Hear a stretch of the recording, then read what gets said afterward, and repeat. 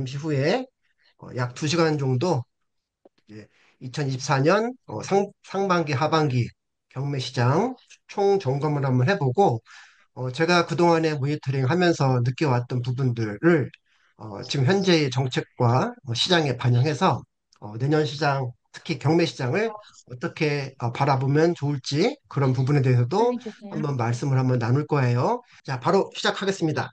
자, 2024년 하반기 경매 시황 및 2025년 소액 경매 투자 전략이라는 주제로 사실 연말이다 보니까 항상 그 한 해를 점검하는 그런 특강들을 여러 번 해왔고 또 12월 중순 이후가 되면 그 내년 시장을 전망하는 그런 뭐 포스팅이라든지 그런 특강들을 여러 차례 해왔어요. 그리고 오늘도 사실은 오프라인 이후로 이제 온라인 줌으로 한번 해보는데 제가 온라인 줌 수업을 그래도 꽤 했었는데 오랜만에 제가 줌 수업을 다시 진행을 하게 돼서 살짝 뭐 미흡할 수는 있어도 조금 양해 부탁드리고요. 원래 체질이 여러분 아시겠지만 오프라인 체질이에요. 원래는 그래서 온라인 별로 안 좋아하는데 오늘 온라인으로 같이 한번 나눠 볼게요. 제 뭐 프로필은 다 아시겠지만 그래도 혹시나 또 아주 오랜만에 오신 분들을 차원에서 간단하게만 한번 인사드릴게요. 다시 한번. 저 메가랜드에서 주로 이제 공인중개사를 대상으로 하는 그 경매 투자하고 지역 분석 수업을 좀 하고 있고요.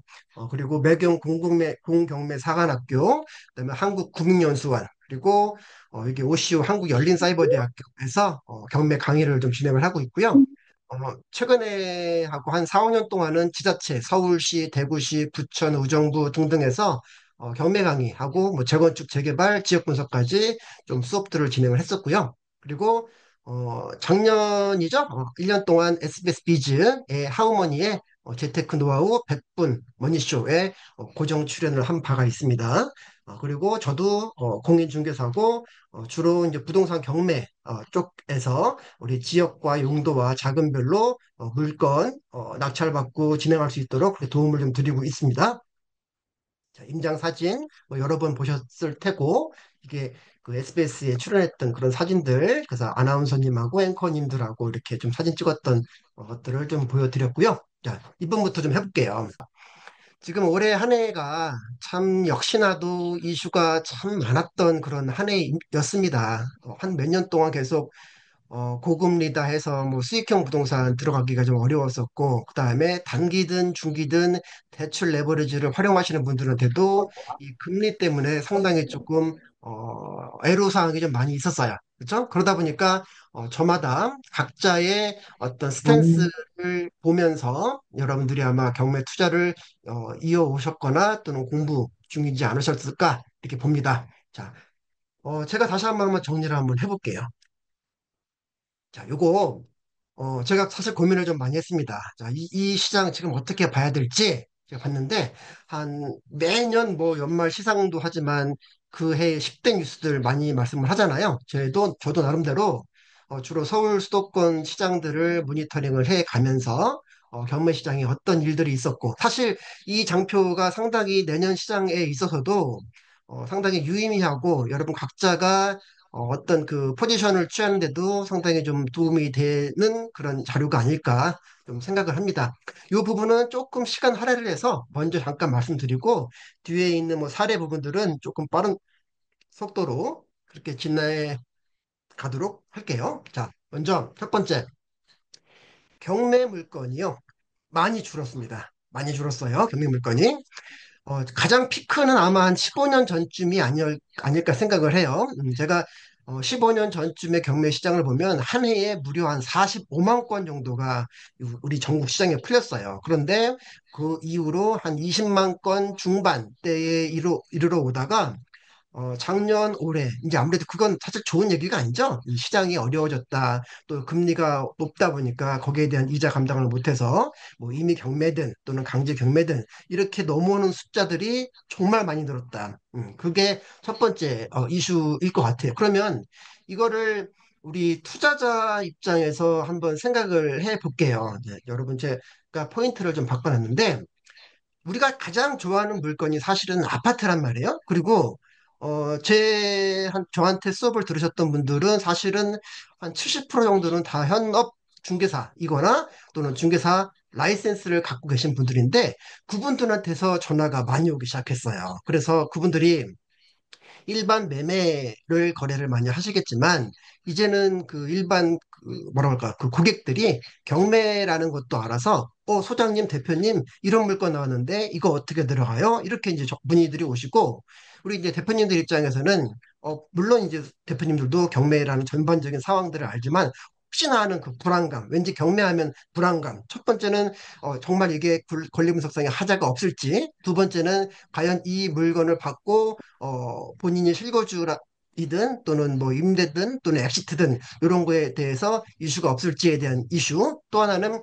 과연 얼마만큼의 경쟁이 있을 거고 그래서 예상되는 낙찰가가 얼마이겠는지 이거를 제일 많이 궁금할 것 같은데 물건이 풀리다 보니까 고객분들도 더 많이 경매 물건에 노출이 되고 상대적으로 우리가 본인 투자를 한다고 하더라도 물건이 이제 조금 더 넓어졌단 말이에요. 예전에는 슈퍼에 있는 물건만큼만 우리가 봐왔다가 이제는 마트에 있는 물건을 볼 때 훨씬 더 구색이 다양하게 되잖아요. 이렇게 돼서 심지어 가장 경쟁이 치열한 아파트라고 하더라도 서울 또는 서울 25개구 또는 우리 경기도 28개 시, 인천까지 29개 시 모두 경매 물건들이 정말 많이 나오고 있어서 투자든 내 집 마련이든 또는 갈아타기든 요거를 경매로도 여러분들이 조금 더 수월하게 접근할 수 있는 기회가 있겠다. 내년도 마찬가지일 것 같아요. 물론 또 다시 한번 얘기를 하겠지만 금리가 이제 그 계속 고금리였던 모두가 좀 내려오고 이제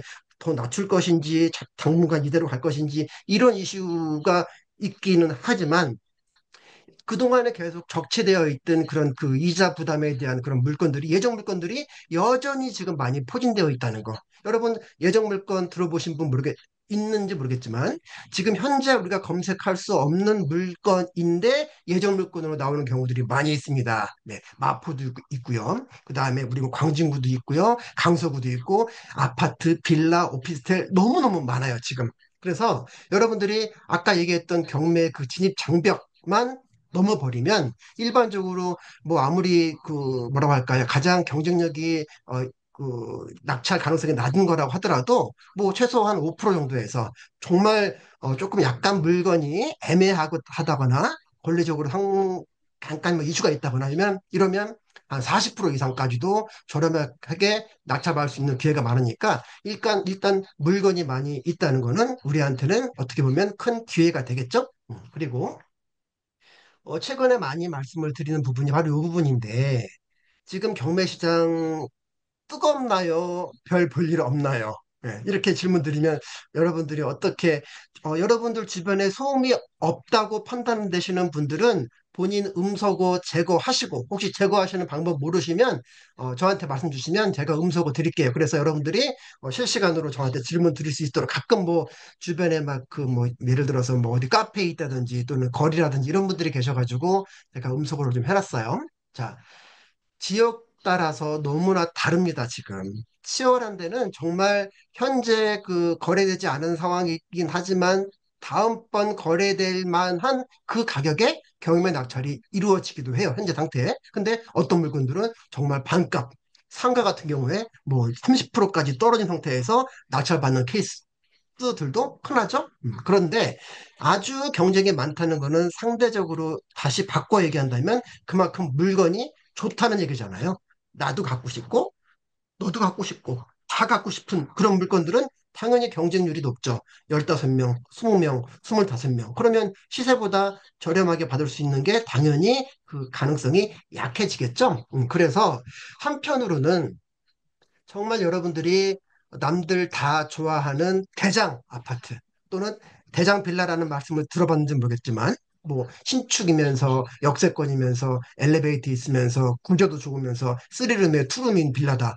남들 다 좋아하겠죠? 그런 거일 때 비단 단타, 즉 단기 매도만 노리지 말고 여러분들이 주택수에 대한 부담이 없다면 또는 주택이 이미 2주택인데 하나 더 8% 갖고 취득세 물고 들어간다 하더라도 2년 뒤에 내가 지금보다는 더 상승이 기대된다고 했을 때 그럴 때라면 2년 보유까지 염두해 두고 들어가는 거 좋겠다라는 생각을 많이 해봐요. 왜냐면 어쨌든 시간에 대한 리스크 싸움인 거라 잘난 놈을 2년 이상 가지고 가지 뭐 하면 그분은 단기 수익이 아니라 장기 차익을 원하는 거기 때문에 조금 방향을 바꿔도 괜찮겠다라는 생각을 들어요. 왜냐면 여러분 그 2020년대, 21년, 22년 오면서 계속 시장이 서울, 경기, 인천 다 사실은 꼬꾸라졌었는데 서초, 강남, 용산 많이 안 빠졌다가 그리고 지금 거의 신고까지 온 것들이 많지만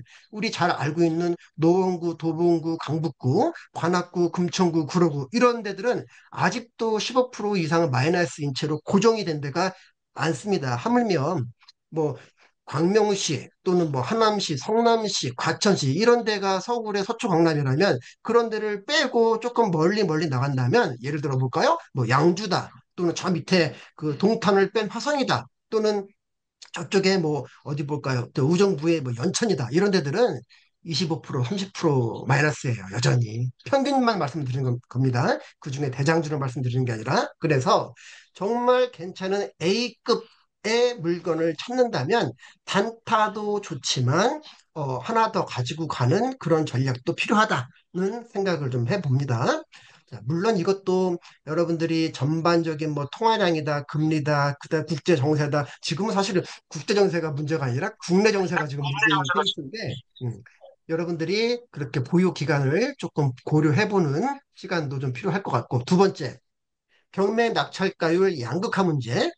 사실 이게 6개월에서 1년 내내 모니터링을 해보면 공부가 아니라 그냥 체감이 될 거예요, 양극화. 지금 굉장히 양극화되어 있어요. 그래서 여러분들이 어떤 지역일지, 어떤 입주일지, 또는 그 상품이 신축일지, 준신축일지, 구축일지, 아니면 완전 그 정비 사업을 앞둔 썩빌일지에 따라 가지고 낙찰 사례가, 낙찰 가격도 다 다르다는 거. 이게 이제 모니터링이 좀 필요한 부분인데, 여러분이 단시간에 이런 모니터링에 대한 어떤 인사이트를 갖기는 어렵겠죠. 그래서 저랑 같이 이제 공부를 하시면서 제가 가능하면 그런 현재 지역 분위기들도 같이 좀 설명을 드리면서 말씀을 좀 드리려고 해요. 그리고 단기 투자일수록 아까 얘기했다시피 제일 좋은 물건, 제일 좋은 지역 고르면 아시죠? 수익이 안 남아요. 수익이 안 남아요. 자, 예를 들어서 아파트 현재 시세가 4억이래요. 아파트 현재 시세. 근데 역도 가깝고 서울 얘기하는 건 아닐 것 같아요. 4억이라고 했으니까. 자, 시세가 4억인데 역도 가깝고 주변에 마트도 크게 있고 뭐 홈플러스든 이마트든 있고 초등학교, 중학교가 바로 도보 한 3, 4분 거리 또는 우리 단지 바로 앞에 이런 물건이라면 4억짜리 감정가 4억의 시세인데 감정가도 예를 들어 4억이라고 해볼게요. 근데 3억 9천에 낙찰되면 예를 들어서 3억 9천에 낙찰됐어요. 1,000만 원 싸게. 물론 실거주라면 오케이인데 그 1,000만 원 싸게 사가지고 4억 사면 바로 1.1% 취득세라고 하더라도 얼마입니까?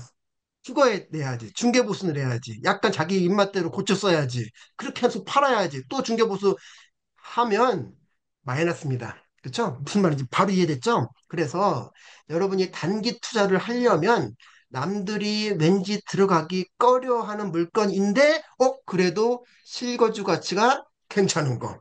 여러분들 그 지방 소도시들 물론 30만 이상이 좋겠지만 지방 소도시들 임장하시다 보면, 이런 아파트 주변에 보니까 뭐 시장도 있고, 뭐 초등학교도 가깝고, 주변에 인프라도 괜찮고, 병원이다, 뭐 마트다, 다 있고, 이런 데들이 많아요. 서울이 아닌데도, 우린 외지인이지만. 그런 데들은 실거주 가치가 있기 때문에 임대차 수요도 있고, 또는 이왕 사는 거 자기가 직접 매수하는 수요도 있다.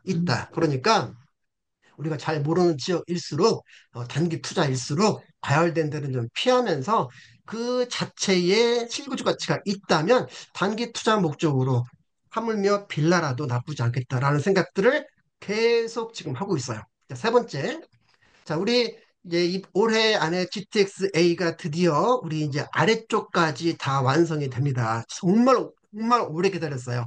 예전에 여러분들 아시는 분들은 아시겠지만 김문수 도지사 있었을 때 그때 GTX Great Train Express라고 해서 수도권에 있는 서울에서 멀리 떨어진 그런 베드타운들이 서울로 이동을 왔다 갔다 하려니까 이건 무슨 여행이 되죠. 1시간, 1시간 반, 2시간, 심지어 2시간 이상씩 편도로 말이 안 나오죠. 그러다 보니까 30분대로 서울에 들어올 수 있게끔, 서울의 주요 도심으로 들어올 수 있게끔 하는 게 바로 GTX였는데, 이 GTX가 A가 올 상반기에 이미 저 위에서부터 파주에서부터 뚫렸고, 이제 저 밑에 있는 동탄까지 이제 또 다 뚫리게 되면, 물론 삼성역은 한 2028년 이후가 되겠지만, 이런 호재로 인해서 우리 많이 들어봤겠지만 GTX역 근처에 있는 아파트 가격이라든지 이게 수년 전부터 계속 뛰어 올랐단 말이에요. 그런데 이제 뚫려. 그러면 투자 가치는 이미 선반영이 되어 있었다 하더라도 실거주 가치가 올라가겠죠. 그러면 그에 맞게끔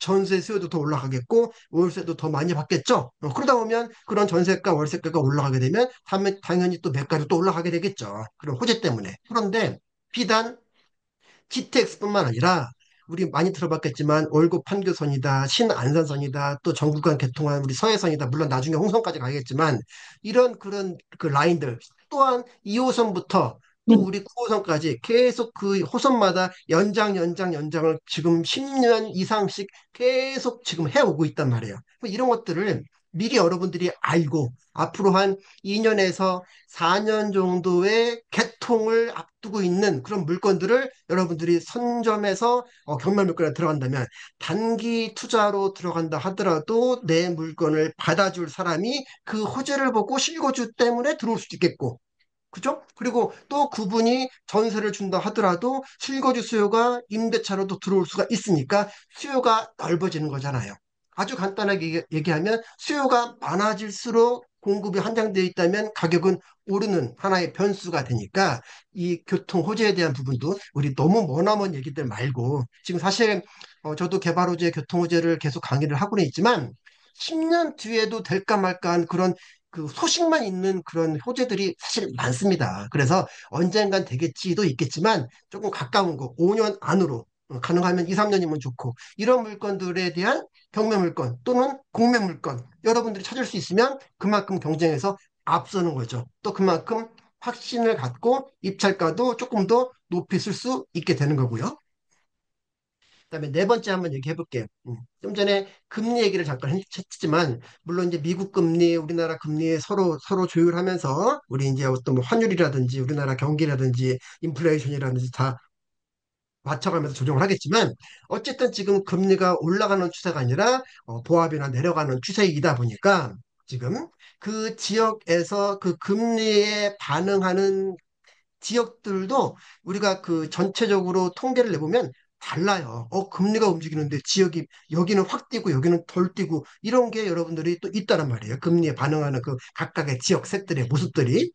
그런 것도 여러분들이 좀 모니터링을 해 가면서 골라가면 좋을 것 같고, 그리고 사실 뭐 올 하반기라 하더라도 무슨 뭐 올 초반일까요? 뭐 특례 보금자리론이다, 신생아 대출이다, 무슨 뭐 상생 임대인 제도다, 또 거기다가 스트레스 DSR이다, 2단계다, 3단계다, DSR 계속 그 퍼센테이지 바뀌고 있고 이러다 보니까 내가 입찰했을 때는 이랬는데 낙찰받고 잔금 내려고 하니까 또 바뀌었네? 이렇게 될 수 있다 보니까 입찰 전에도 대출에 대해서 한번 여러분들이 체크를 하고 또 잔금 내기 전에도 다시 한번 정부 정책 가이드에 따라서 각 금융권들이 어떻게 움직이는지를 몇 번씩 한번 모니터링을 해 보면서 전체적으로 프로세스를 밟아 나가는 게 좋겠다라는 생각이 들어요. 이건 비단 그 일반 매매에서도 아마 마찬가지일 거라고 봅니다.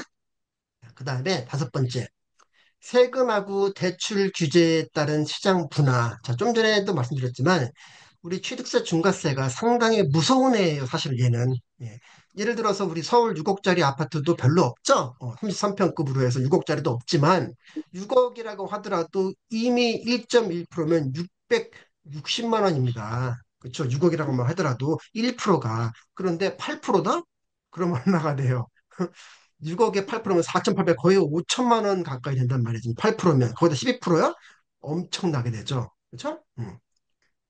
그래서 우리가 그 이 취득세에 대해서 사실 반으로 내리고 여기서 반으로 내린다는 거는 그 법인들하고 그다음에 다주택자 우리 네 채부터 하는 다주택자들의 반 내리고 그 안에 있던 거는 8%에서 다시 1.1%에서 3.3%로 내리는 그런 그 법안이 있었는데 통과가 안 됐죠, 아직까지. 그리고 여전히 그냥 지금 2주택까지만 뒤조정해서 1.1%에서 1.3%고 하나만 더 취득을 하더라도 또는 주택 하나인데도 불구하고 서초, 강남, 송파, 용산이면 8%로 확 올라간단 말이에요. 그러다 보니까 지금 무겁다. 소액 투자로 좀 많이 올라 넘어왔어요, 지금. 예를 들어서 법인이야, 또 다주택자야. 그럼에도 불구하고 우리가 말하는 공시가격 1억 이하, 보통 공시가격 1억 이하면 한 1억 6천 또는 뭐 1억 7천 이 정도가 시세가 형성되는 경우들이 많이 있는데 그런 물건들을 주로 공략을 하다 보니까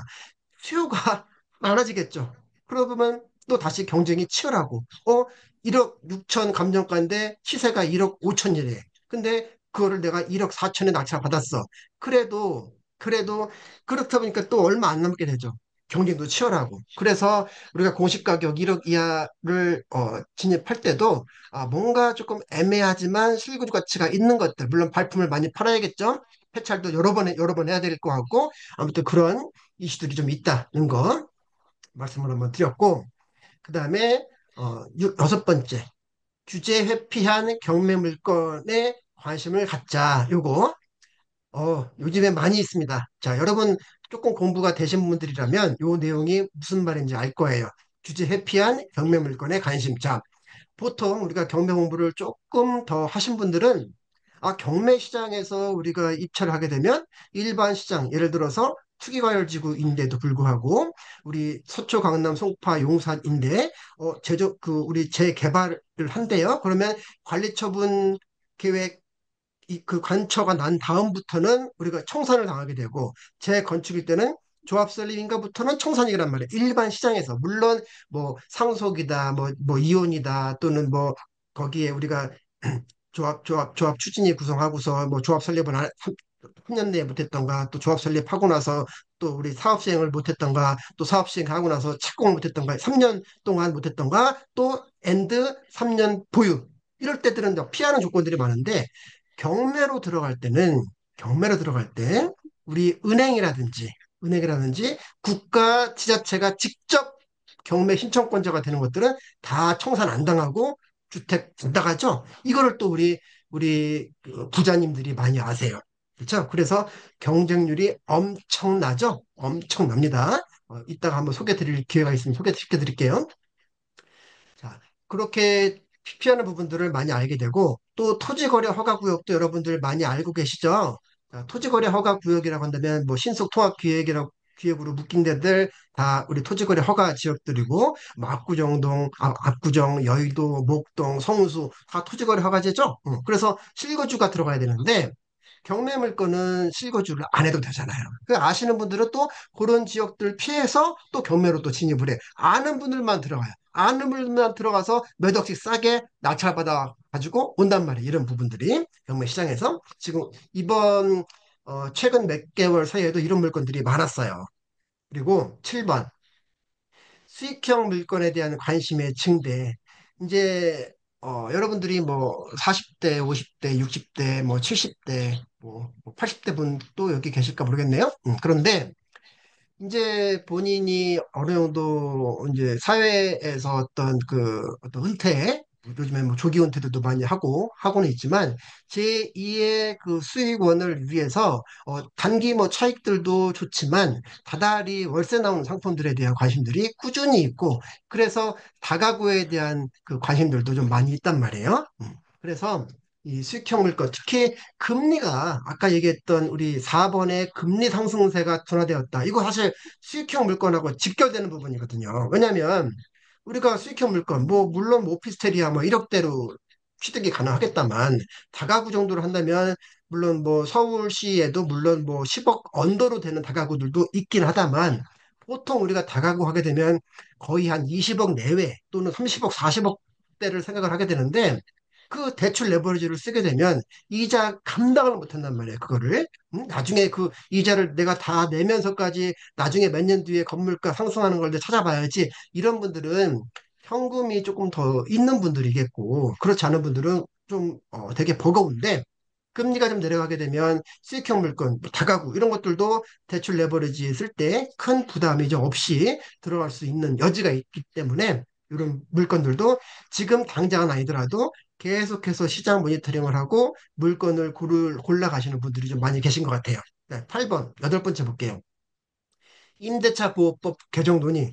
최근에 좀 해프닝이 있었습니다. 예, 저한테도 국민청원에 뭐 해라, 문자 되게 많이 받았었는데, 사실 우리 원래 오래전부터 공부하셨던 분들은 계약갱신 요구권이 상가 건물 임대차 보호법에만 있었다는 거 아시는 분 계실까요? 원래는 상가에만 적용됐던 게 계약갱신 요구권이었어요. 그쵸? 그리고 그 계약갱신 요구권마저도 상가 임대차 보호법이 우리 월드컵 때 나왔단 말입니다. 그 법이. 근데 월드컵 나오고 나서도 한참 있다가 한 거의 15년쯤 지나서 계약갱신 요구권이 5년짜리가 들어왔고 또 한 5년이 지나서 10년짜리가 들어왔어요. 상가에. 그리고 나서 잠잠하다가 주택 시장 안정화라는 목적으로 임차인 보호한다는 목적으로 다주택자들을 규제한다는 목적으로 계약갱신 요구권이 주임법에 등장을 했습니다. 주택임대차보호법. 그런데 거기 그때도 2 플러스 2 플러스 2를 하자, 3 플러스 3를 하자 하다가 이제는 무한갱신 청구권? 이걸 생기고 그 외에도 뭐 각종 그 항목들이 우리 임대인한테는 너무너무 불리한 종목으로 나눠놨어요. 재산권을 심하게 우리 압박하는. 그쵸? 그러다 보니까 국민들이 들끓었었죠. 그래서 며칠 만에 바로 내려버렸지 않습니까? 그래서 임대차 보호법은 아마도 추후에도 또 다른 어떤 이슈가 생길지는 모르겠어요. 그렇지만 일단은 그 부분은 철회가 되었고, 하지만 여러분들이 그 임대료라는 거 아까도 얘기했지만 전세가가 일단은 높은 것들이 일단 기본만 얘기할게요. 전세가가 높고, 그 다음에 매매가가 상상 전세가보다는 거의 99%는 매매가가 높은데, 매매가가 높다는 거는 그만큼 투자 가치가 높다는 거잖아요. 전세가나 실거주 가치인 거고. 그런데 좋은 지역, 좋은 물건일수록 전세가랑 매매가가 이렇게 벌어져 있죠. 그게 바로 서초, 강남, 용산 같은 데잖아요. 그리고 우리 수도권 외곽이라든지 지방 갈수록 줄죠. 그래서 어, 매가가 2억이면 전세가 1억 8천.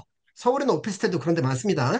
즉 투자 가치가 덜한 데들이 보통 전세가가 작은 편인데 시장이 출렁이면서 언젠가 이게 전세가하고 매가하고 이게 붙어갈 때 우리가 어, 투자 매력이 있다라는 얘기들을 많이 하잖아요. 그런데 임대차 보호과 관련돼서 말씀드린다면 그런 의미에서는 전세가가 좀 올라갈 수 있는 즉 실거주 가치 교통도 좋아지고 주변 인프라도 많이 생기고 그래서 전세가가 올라갈 수 있는 지역이라면 더 좋겠죠. 그리고 우리 경매는 일단 대부분의 경우는 공실로 만들잖아요. 소유자가 있으면 소유자 명도하고 새로운 매수자 또는 새로운 임차인을 구하는 거고 선순위 임차인이 있다고 하더라도 선순위 임차인이 배당 요구했다면 이 사람 내보내고 또 새로 신규 임차인 맞추고 그렇죠? 후순위 임차인이라고 하더라도 다시 재계약을 하던가 후순위 임차인 내보내든가 그렇죠? 아무튼 깔끔한 상태에서 신규 계약을 하니까 전세가가 어느 정도 올라가는 지역들을 위주로 해서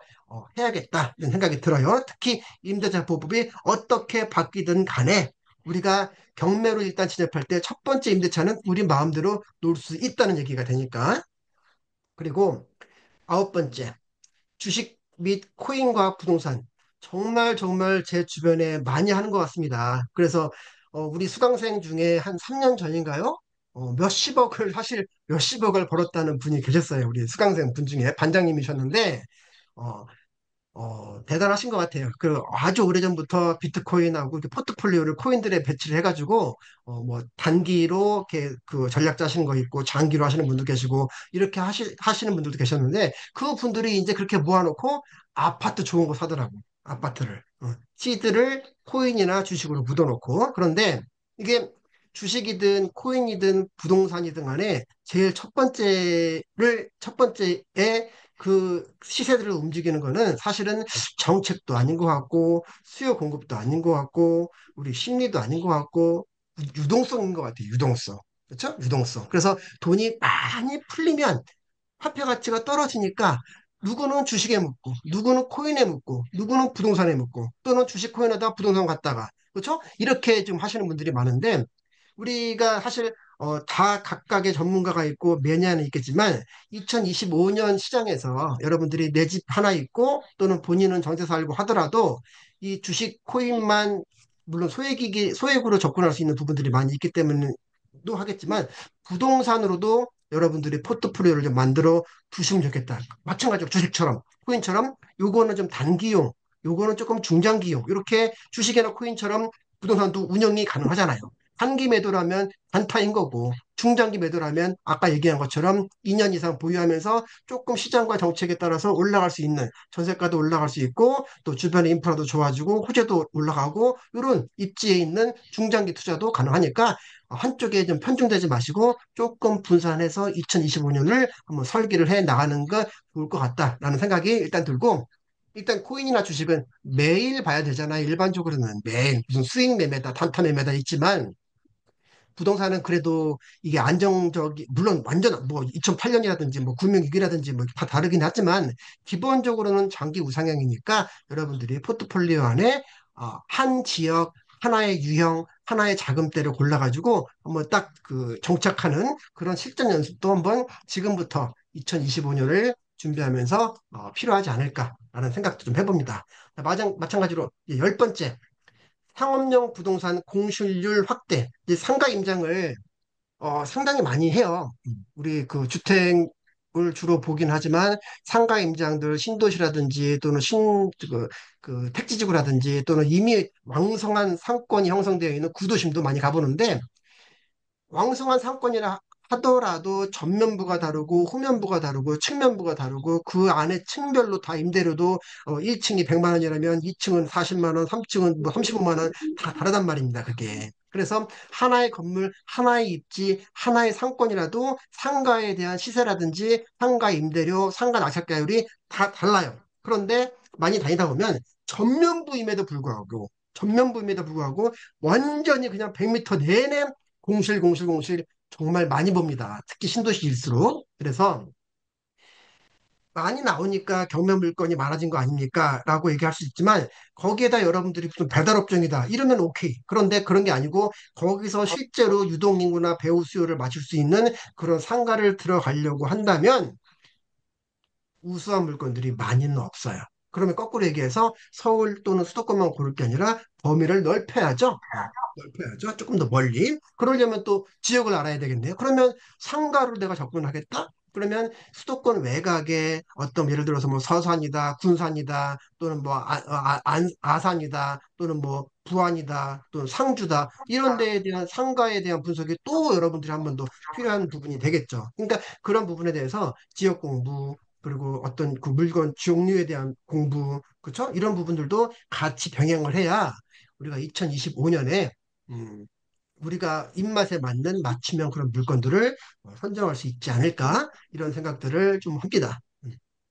자, 조금 더 한번 넘어가 볼게요. 이제부터는 조금 스피드를 좀 내면서 올해 있었던 여러 가지 그 경매 사례들 좀 보여드리고 그다음에 우리 그 단기 매도에 대한 부분들도 좀 설명을 드린다고 했으니까 그렇게 좀 이어갈게요. 제 속도 괜찮을지 모르겠어요. 혹시 소음이 나지 않는다면 그 마이크 열어두시고 저한테 말씀 주시거나 채팅창으로 주셔도 괜찮습니다. 속도 괜찮아요?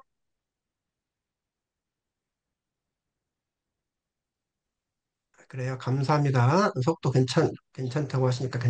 자, 요게 지금 보면 전국 아파트 2024년 11월 월간 매각 통계 자료입니다.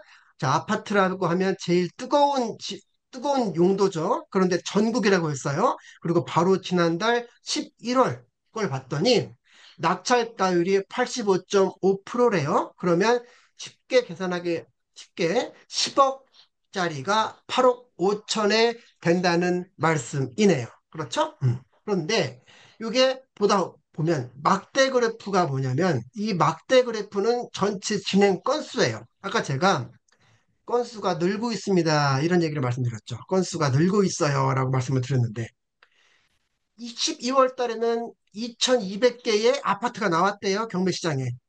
그런데 이게 지금 7월 달에는 3,300개, 2,200개에서 3,300개로 늘었고, 지금 11월 달에는 3,400개입니다. 그렇죠? 지금 금리가 높았던 때들, 우리 감정평가가 항상 8개월 전이라는 거 아시죠? 6개월, 8개월 또는 오래된 물건들, 미납 사건들은 심지어 2년 전에 감평한 것들도 있어요. 그런 것들은 더 많이 올라오겠죠.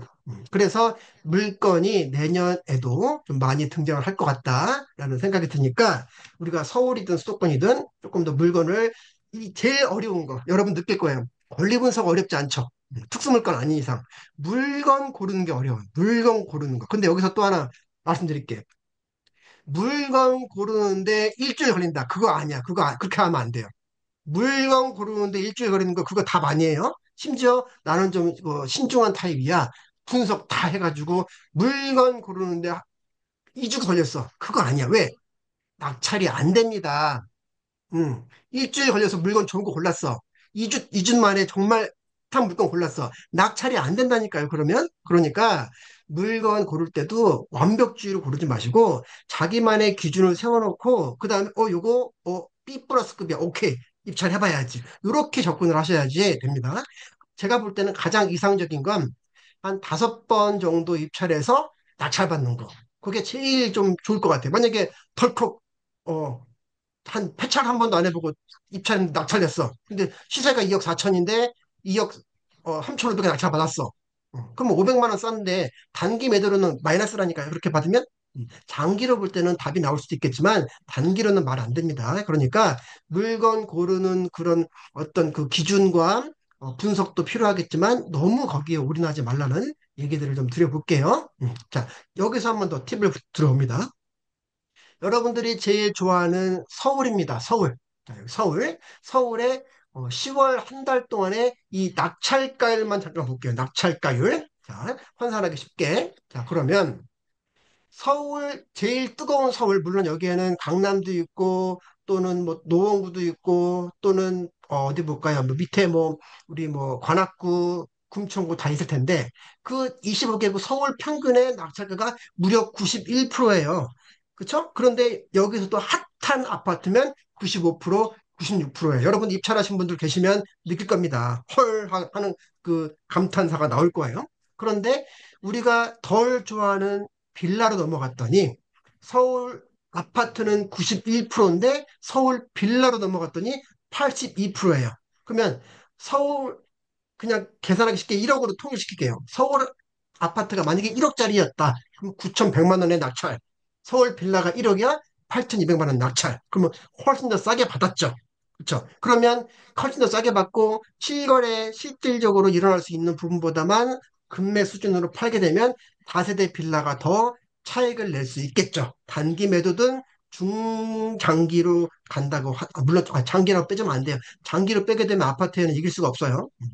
근데 중단기라고 한다면 다세대 빌라가 확 낮아지죠. 그리고 오피스텔도 지금 서울 다세대랑 살짝 비슷한 느낌인 거고. 그런데 서울에서 눈을 조금 돌려서 이제 경기도로 갔더니 경기도 낙찰가요. 자, 서울 아파트만 보다가 91%를 보다가 경기도로 갔더니 85%로 또 한 6% 정도가 빠졌네요. 그런데 여기서 또 마찬가지로 통계점. 여기에는 과천, 광명, 성남, 하남, 구리 다 들어가 있어요. 그렇죠? 그렇죠? 연천, 가평, 양평 다 들어가 있어요. 그렇죠. 그러니까 이 통계는 통계일 뿐이지만 전반적으로 볼 때는 이런 상황이구나. 그러면 서울 아파트, 서울 다세대보다는 경기도 아파트, 경기도 빌라가 나올 수도 있겠네? 근데 빌라 가는데 내가 서울 말고 빌라 갈 건데 연천에 있는 빌라 여러분들 웬만한 어, 노력가 아니면은 연천에 있는 빌라 안 갈 것 같은데요. 그죠? 그러면 서울에 출퇴근을 할 수 있는 그런 아마 그런 바운더리를 찾지 않을까 싶어요. 그러면 우리 만약에 뭐 청량리다, 중랑구도 하시는 분들은 구리, 남양주까지는 가겠다. 그죠? 그리고 우리 저 위에 뭐 우정부다, 청량리다 출근하시는 분들은 우정부, 뭐 양주 가까운 데들은 빌라 볼 수 있겠네요. 그렇죠? 또는 우리 파주라든지. 그렇죠? 그런데 그런 데보다 더 좋아하는 데들은 어딜까요? 고양시, 김포시, 부천시 또는 가까운 인천시 이런 안양시 이런 데가 되지 않을까 싶어요. 그렇죠? 성남, 하남, 과천, 광명은 비싸니까 이렇게 우리가 계속 방향 전환을 할 수 있겠다는 얘기죠. 다세대 빌라는 1억짜리가 6,700에 낙찰이 된대요. 여기 경기도에는. 그쵸? 자, 그리고 인천 가볼게요. 인천도 아파트가 71%를 빠졌네요. 자, 기억 다시 해볼까요? 서울 아파트 91%, 경기 아파트 85%, 인천 아파트 72%. 그쵸? 근데 인천이 어마어마하게 넓습니다. 인천이. 그쵸? 300만 도시예요. 300만. 그쵸? 우리는 다 송도 좋아하지만 송도 말고도 우리 계양구다, 부평구다, 뭐 남동구다, 서구다 갈 데가 너무 많은 데가 사실 인천인데 그 인천에서도 교통이 좋고 앞으로 좋아질 역들 많잖아요. 우리 GTX도 마찬가지고 또 7호선 연장도 마찬가지고 그런 데들을 잘 골라서 인천 아파트를 공략한다면 서울보다 훨씬 더 저렴한 낙찰가율로 인천 아파트 공략도 가능하겠네요. 이것도 지역도 알아야지 이걸 들어간단 말이에요. 권리 분석은 웬만한 물건들은 금방 끝납니다. 여러분 공부하면. 그런데 심지어 인천에 있는 빌라 갔더니 64%래요. 64%. 자, 우리 인천에 대한 막연한 두려움이 또 있을 거예요. 왜? 깡통 전세, 깡통 빌라 너무나 많이 들어봤거든. 근데 심지어 우리 서울 화곡동 빌라 엄청 깡통 전세 유명했고 전세 사기 많은 곳들인데 지하철 5호선에서 10분, 15분 걸리는 지역임에도 불구하고 1, 2인 가구 그 청년층들이 서울로 출퇴근을 하기 위해서 충정로 가고 뭐 또 시청 가고 여의도 가고 마곡 가고 하는 게 편하다 보니까 화곡역 근처에 있는 신축 또는 준신축 여기서 10분 15분 있는 데들도 언덕이라고 하더라도 낙찰을 받으려고도 하고 임대차 수요도 있단 말이에요. 그렇죠? 그리고 그게 경기도 외곽이나 인천으로 갈수록 조금 더 기준을 올려야 되는 것뿐이지. 그러니까 그런 거에 대한 부분들도 우리가 계속해서 모니터링이 좀 필요하다는 부분들이 있어요. 자, 그래서 이런 부분들 제가 현재 수업 들으시는 분들한테는 굉장히 많이 강조를 드려요.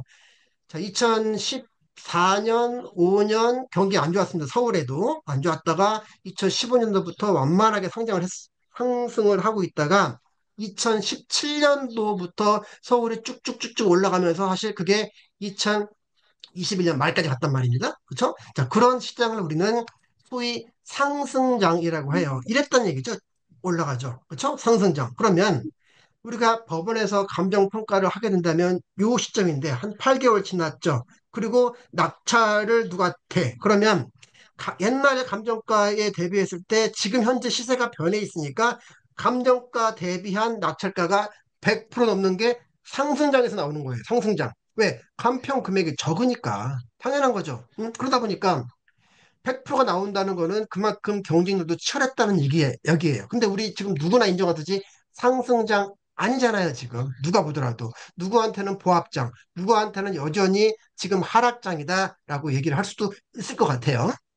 자, 그렇다면 지금 조정장, 물론 이제 서초 강남 또 일부 핵심 지역에서의 마포, 뭐 강동 뭐 이런 데 다 올라가고 있지만 그런 데들 시세를 점프업하긴 했지만 지금 이렇게 보합장이나 조정장 이렇게 떨어진다고 한다면 감정가 100%를 넘을 수가 없죠. 그렇죠? 끽 해봐야 90% 이상이 되겠죠. 조정장이라고 한다면. 물론 여기서도 1등 아파트, 1등 빌라들은 훌쩍 올라가겠지만 무슨 얘기를 하냐면 지금이 상승장이냐 하락장이냐 또는 상승이 있는 지역이냐 하락 국면인 지역이냐에 따라서 경쟁률이 다르고 입찰가도 다르고 이거를 계속해서 모니터링을 하다 보면 다음번 내가 입찰할 때 어느 정도가 기준선일까가 여러분들이 촉으로 나온단 말이에요. 어느 정도는.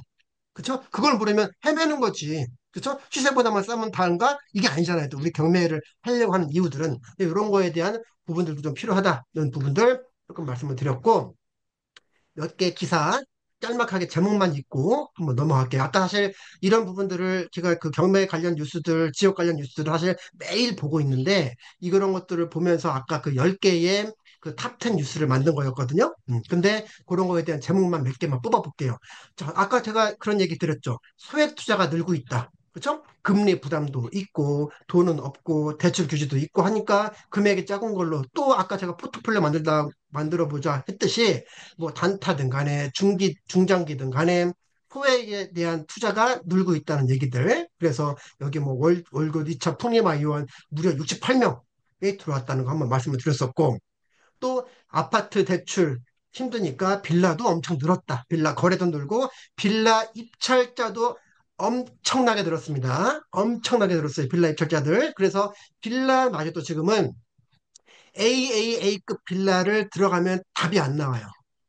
지금은 여갑이고 신축이고 그리고 엘베 있고 보안 잘 돼 있고 뭐 택배함 따로 있고 답이 안 나와. 주변에 상권 있고 마트 있고 답이 안 나와. 여러분들 모니터링 해보면 알아요. 그렇죠? 그런 것도 마찬가지로 아파트를 고르듯이 빌라도 우리만의 타겟팅이 필요하다는 거야. 타겟팅은 제가 그동안에 계속 수업했던 실전 경매 7단계의 1단계인 물건 선정이에요. 어떤 물건, 제가 이제 매 수업마다 또는 심지어 카톡으로 좋은 물건 있으면 추천해 주세요. 그런 질문이 어디 있어요? 누구한테 좋은 물건이고 어떤 목적이 있냐는 얼마를 갖고 있고 단기인지 장기인지 수익형인지 차익형인지 실거주까지 생각을 하는 건지 이걸 알아야 물건을 추천이 되는 거고 사실 그런 상황들을 다 고려해서 물건을 추천하는 게 바로 컨설팅 아니겠습니까? 그죠? 근데 그것들을 카톡 한 번으로 제가 답을 드릴 수가 없죠. 그죠? 그리고 필라도 몇 개만 보여드릴게요. 자, 뭐 아시는 분들이 지금 여기 계신 분들이 다 어떤 그 내공이라든지 그 실력들이 조금씩은 편차가 있을 거라고 봐요. 30명이 넘게 들어오셨네. 자, 2024 타경고 강서구 아까 그 깡통 전세 많이 있었던 화곡동 빌라에 17평. 17평이면 적은 게 아닙니다. 우리 아파트라 본다면 우리가 보통 5구 사이즈, 그렇죠? 5구 사이즈 정도가 돼야 25평형이라고 그랬죠? 그러면 이게 5구니까 아파트로 본다면 이게 25평형 정도가 되는 그런 빌라란 말이에요, 지금. 적은 게 아니란 말이에요, 이게 5구 사이즈. 그렇죠? 그런데 33명. 이해 갑니까, 이제? 33명이에요. 33명. 아파트도 아니야, 지금. 우리 좋아하는 로제 아파트 아니잖아, 이거 지금. 그죠? 그런데 빌라가 지금 봐봐요. 발산역, 5호선 발산역이면 엄청난 상권입니다. 그쵸? 여기 그 승무원들도 이 근처 많이 살죠. 그 다음에 LG 사이언스도 근처에 마곡이 있죠 또. 5호선 가죠. 교통 너무 좋죠. 그런데 도보로 26분이래. 그쵸? 그리고 여기 보세요. 2011년 준공이에요. 신축도 아니야, 지금. 지금 2024년인데 13년 전에 지은 17평짜리 2층 빌라 그것도 5호선 발산역에서 26분이나 되는데 이게 33명. 아까 제가 얘기했던 거 느꼈죠? 자, 이거를 인천에서 받으셨네. 이제 빌라도 거의 뭐 수도권 전체의 투자처가 된 것 같아. 왜? 하도 소액 투자, 단기 매도 바람이 불어서. 그래서 빌라 물건도 고를 때 잘 골라야 된다. 옛날 얘기랑 지금 얘기랑 달라졌다는 거. 이제 나왔네. 로제 아파트. 제가 그 수업 때 얘기했죠. 옛날에는 윤수일의 아파트를 표지로 만들어 놨었어요. 옛날에는. 근데 이제 바꿨습니다. 자, 이제 아파트 넘어가 볼게요. 아파트. 자, 아까 얘기했던 거 이거예요. 신반포 아파트. 우리 재건축 아파트. 그죠? 그런데 얘가 감정가가 43억이에요. 43억. 사이즈 크죠? 전용 45평. 전용 45평. 그쵸? 그러면 60평 정도 되는 거잖아요. 그런데 여기에 9명 들어왔어요. 자, 여러분 알다시피 서초구는 투기 과열 지구죠. 투기 과열 지구. 서초, 강남, 송파, 용산. 그죠? 투기 과열 지구에서 재건축 들어가게 되면 조합 설립 인가 이후에는 청산이죠. 청산이죠. 그런데 얘는 경매로 나왔네? 그런데 청산당하는데 9명이 들어올까요?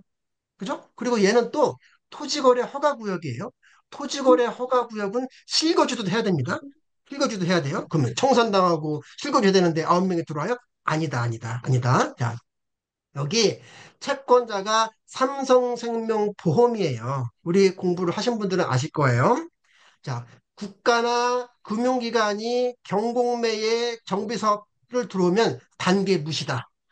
단계 무시다. 그리고 토지거래 허가 구역이라고 하더라도 경매 물건은 토지거래 허가 필요 없다. 그러니까 일반적으로 부동산 가서 놓고 하고 이 물건 살려고 하는 사람들은 청산당해버리고 실거줘야 되는데 경매 물건이니까 호가가 이 당시 네이버 부동산에 나와 있는 호가가 무려 60억부터 65억이었는데 60.5억이었는데 63억 7천에 낙찰을 했어요. 대단하죠? 63억 7천. 감정가 43억 6천. 낙찰가율 146%. 왜 이 가격을 쓰냐? 매수를 해도 60억 이상을 써야 되는데 60억 이상을 주고 산다 하면 실거줘야 되고 청산당한다니까요. 그러니까 지금 이렇게 들어오잖아. 그렇죠? 이게 경매의 어, 예외 사항이다. 우리는 소액 투자를 주로 얘기할 거니까 이거는 소액 아니에요. 43억. 우리한테는 어쩌면 4억 3천짜리도 소액 아닐 수 있어요. 주로 공략 대상이 2억, 3억, 4억대일 것 같아요. 우리가. 자, 또 하나 볼게요. 우리 아까는 서울에서 제일 뜨거운 서초인데 이번에는 경기도에서 제일 뜨거운 데를 하나 골라봤어요. 하남이라고 하는데 하남 5호선도 있지 또 3호선도 또 오금에서 또 연결되지 한 앞으로 연결될 때지 그다음에 호수도 좋지 상권도 좋지 이런 데들이 좋으니까 거기에 있는 국민평수 84 8억 3천에 나왔는데 5억 8천으로 빠졌다가 7억 6천에 낙찰이 됐어요. 그러면 이 당시 호가가 매물 호가 일단 우리가 그 수요자들이 이 매도자들이 부르는 가격부터 딜을 할 거잖아요. 근데 보통 제일 싼 가격은 로얄동이 아니고 1층, 2층이란 말이에요. 우리 거는 12층이었어요. 그렇죠? 근데 저층 매물 제일 안 좋은 거가 8억 6천부터 부르는 때에 12층을 7억 6천에 낙찰을 했다는 거 하는 거는 저층보다도 1억을 싸게 받았다는 얘기예요, 지금. 그쵸? 아파트로 한다고 하더라도. 그러면 이 물건이 많이 풀리는 데에서 어느 거 하나 정도 아쉬운 부분들이 있는 물건들을 고르고 플러스 알파로 운이 좀 따라준다면 아파트에서도 이렇게 승부수를 한번 띄워볼 수 있다는 그런 얘기가 되겠죠? 조금 내려가서 이제 오산. 오산 잘 모르시는 분들 어떻게 보면 되냐? 동탄 바로 좌측이 오산이에요. 우린 조금 우리한테는 좀 거리가 좀 있다고 생각할지 모르겠지만 그 뜨거운 동탄 바로 옆입니다. 거기에 있는 유명한 아파트예요. 세마이표현 세상 대형 평수. 얘도 4억 9천에 9명 들어 낙찰했는데 이 당시에 7층이 5억 2천부터였어요. 7층이. 근데 4억 9천에 16층. 로얄층 바닥한 거. 그 다음에 우리 서측으로 서쪽으로 김포 구례 한강 신도시죠? 호수마을 2편한 16층짜리 국민평수 8사가 매물 호가는 4억부터 4억 5천이었는데 91%로 9명 들어와서 3억 8,800. 그쵸? 16층인데 매물 호가 4억은 저층일 거란 말이에요. 저층? 그래서 이 그 전체적으로 시세 대비했을 때 얼마나 싸게 받았느냐의 차이지 조금 아쉽고 물건이 많고 운이 떨어지면 아파트에서도 우리가 충분한 단기 매도 차익을 얻을 수는 있으나 그 경우의 수는 빌라보다는 덜할 수도 있다. 거. 특히 교통이 좋은 서울 출퇴근이 가능한 그런 빌라를 비교한다고 할 때요. 마찬가지죠. 부천 원미구에는 덕유마을 45사에 좀 작죠.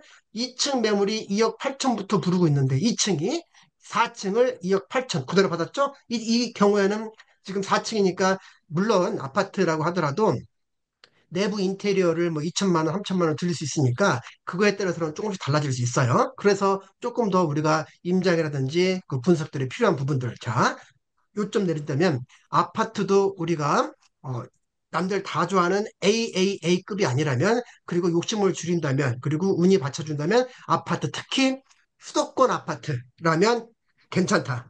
저가로 저가 매수를 하기에 괜찮다. 그런데 서울 출퇴근이 아주 좋은 빌라라면 서울 바로 근접한 곳들이 좋겠죠.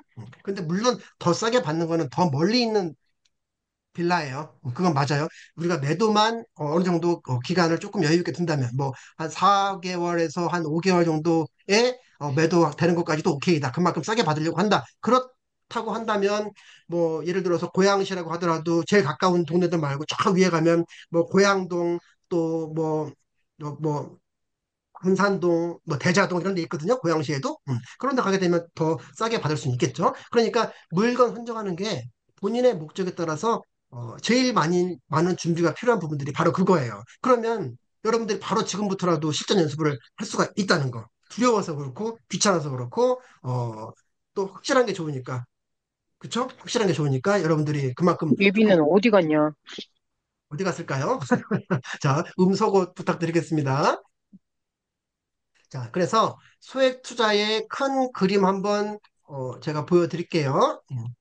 자, 보시면 자, 좀 전에 얘기 드렸던 그 아마 저한테 한 3, 4년 전에 수업 들으신 분들도 지금 입장들을 몇 분이 하셨는데 가물가물 하실 수도 있어. 자, 항상 제가 실전 경매 7단계 얘기할 때 물건 선정이 제일 먼저라고 했어요. 그렇죠? 그래서 지역을 골라야 되는 거고 그쵸? 또 용도를 골라야 되는 거고, 또 자금을 골라야 되는 거고, 이런 얘기들을 제가 여러분들한테 좀 말씀을 드렸죠? 일단 잠깐만, 웬만하면 판사 안 할 거예요. 시간상. 자, 우리가 제일 좋은 거, 우리 지역, 서울이냐, 수도권, 인천, 경기냐, 또는 아예 지방이냐. 그리고 나는 그래도 아파트냐, 또는 다세대 빌라냐, 또는 오피스텔이다, 또는 더 여유 있는 수익형 물건 찾는다? 다가구 될 수 있겠죠. 그리고 여러분의 지금 시드도 알아야 되잖아요. 이 시드에 따라서 지금 다 달라지는 거죠. 물건도 달라져, 용도도 달라져, 지역도 달라져. 이게 제일 어려운 부분이다, 이게. 이 부분을 연습을 많이 해야 된다는 얘기를 너무너무 강조를 많이 드려요. 그리고 관리 분석이고, 물건 분석, 현장 분석, 입찰가 분석, 입찰, 명도, 그리고 우리가 단기라면 매도가 목적인 거고, 중기, 장기라면 임대가 목적이 되는 거겠죠. 이게 제일 중요하다는 얘기를 다시 한번 드려보면서 물건 선정을 해야 된다는 말씀을 드리는 거예요. 이게 이거죠? 여러분들 이 중에 하나겠죠? 혹시 그 마이크 켤 수 있는 분 계세요? 혹시? 마이크 켤 수 있는 분? 또는 채팅창으로 지역 뭐 골라보실 분 계세요? 혹시 아무거나? 시간이 안 될까? 혹시?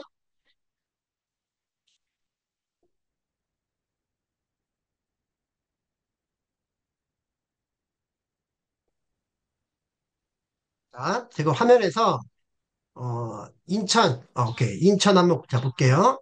지금 우리 한 분께서 인천을 골라주셨죠. 자, 인천이 무려 구가 8개나 있어요. 인천이. 자, 그 중에 하나, 하신 김에 하나 더 고를 수 있을까요? 구 중심으로 해서.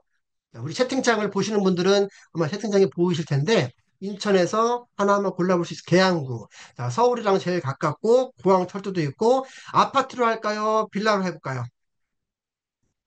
계양구, 아파트, 빌라. 용도죠, 용도. 우리가 지역을 골랐고, 이제 아파트 골랐어요. 그러면 계양구를 잘 아시는 분들은 인천 1호선에 근접한 지역, 계양 신도시 근접한 지역, 주변에 초등학교, 중학교가 근접한 지역, 이런 것들을 어딘지 다 알 거예요, 이미. 그쵸? 그런데 지금 처음으로 인천 계양구 아파트를 보시는 분들은 인천에 아파트가 뭐가 있나? 지하철이 어디가 지나다니지? 이거 모를 수도 있어. 왜? 외진이니까. 그쵸? 어쨌든 우리는 특히나 단기 매도라면 우리 집 옆에 있는 물건도, 우리 집 옆에 있는 다세대, 우리 집 옆에 있는 아파트도 물론 단기 매도가 되겠지만 조금 더 우리가 차익을 많이 내기 위한 그런 지역들이 또는 그런 상품들이 나눠져 있다는 거예요, 시장이. 단기로 본다면. 그쵸? 그런데 인천 계양구에서 아파트를 만약에 내가 단기 매도형으로 보겠다는 거죠, 한번. 그쵸? 그래서 진행 물건으로 해서 가격대들도 있는데 인천 아파트 가격대가 사실 여러 가격대가 다양하단 말이에요.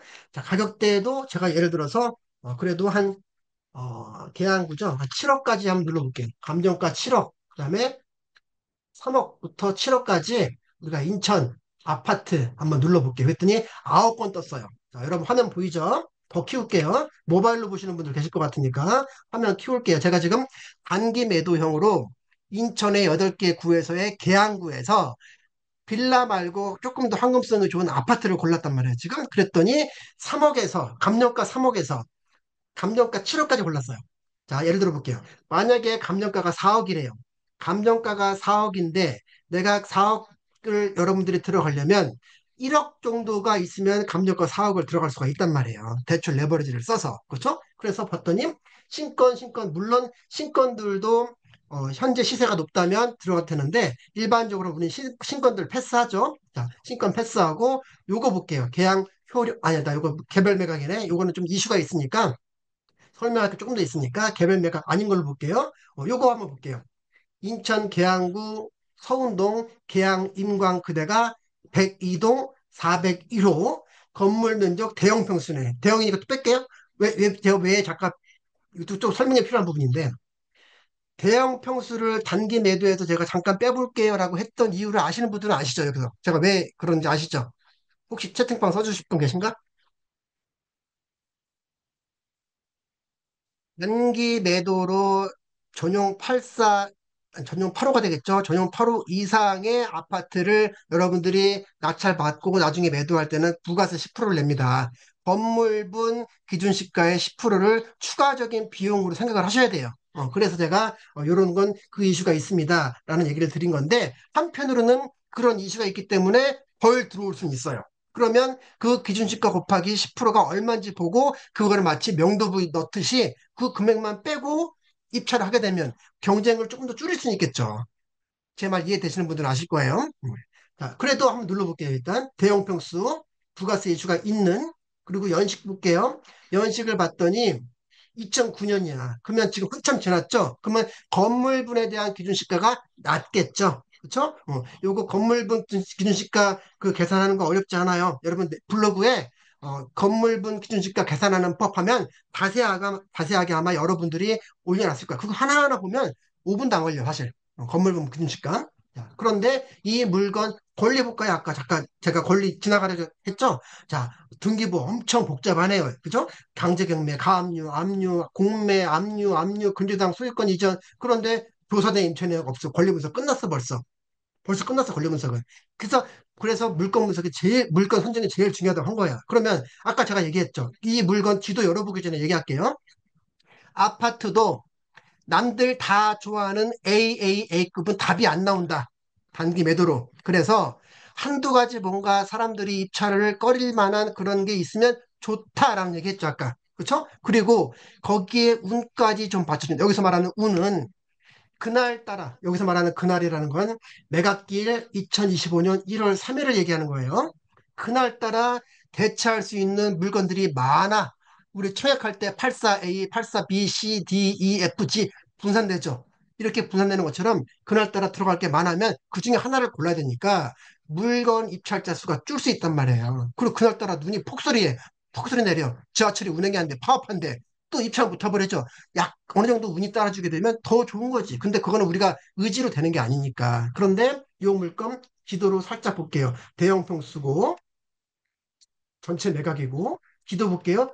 벌써 근데 어떤 사람들은 벌써 좋다? 왜? 아파트잖아. 다 옆에 두고 아파트 여기는 또 천이 흐르네. 그쵸? 천 흐르고 여기는 이제 뭐 그 다세대 단지인 것 같고 헐 얘는 좋네요. 막 골랐는데. 초등학교, 중학교, 고등학교 바로 옆에 있어요. 공원이 또 앞에 있어요. 그다음에 여기 수로가 있어요. 그다음에 여기 아파트들이 주변에 효성 해링턴 플레이스 여기 다 있어. 그러면 영만 문제네? 영만. 여기 어디 나봤더니 여기 있네. 작전역. 그쵸? 인천 1호선. 여기까지 버스 한번 타야 될 것 같아요. 그죠? 도보 25분이야. 그러면 뭔가 지금 하나 애매한 거 있었죠, 지금. 멀잖아요. 멀잖아요. 그리고 사이즈가 크잖아요. 내가 원하는 건 25평형인데, 34평인데, 얘는 왜 쓸데없이, 얘 안 컸죠, 얘? 얘 컸어요? 아니죠? 큰 거 맞다. 큰 거죠. 그러면 물건 자체도 컸었고, 지하철도 멀고, 하면 몇 명이 지금 여기서 벌써 끈단 말이야, 이거.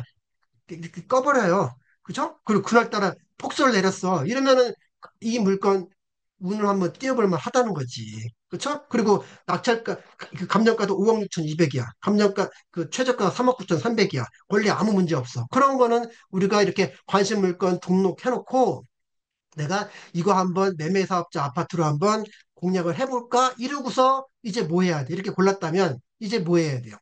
이렇게 골랐다면 이제 여러분이 할 거는 이거지.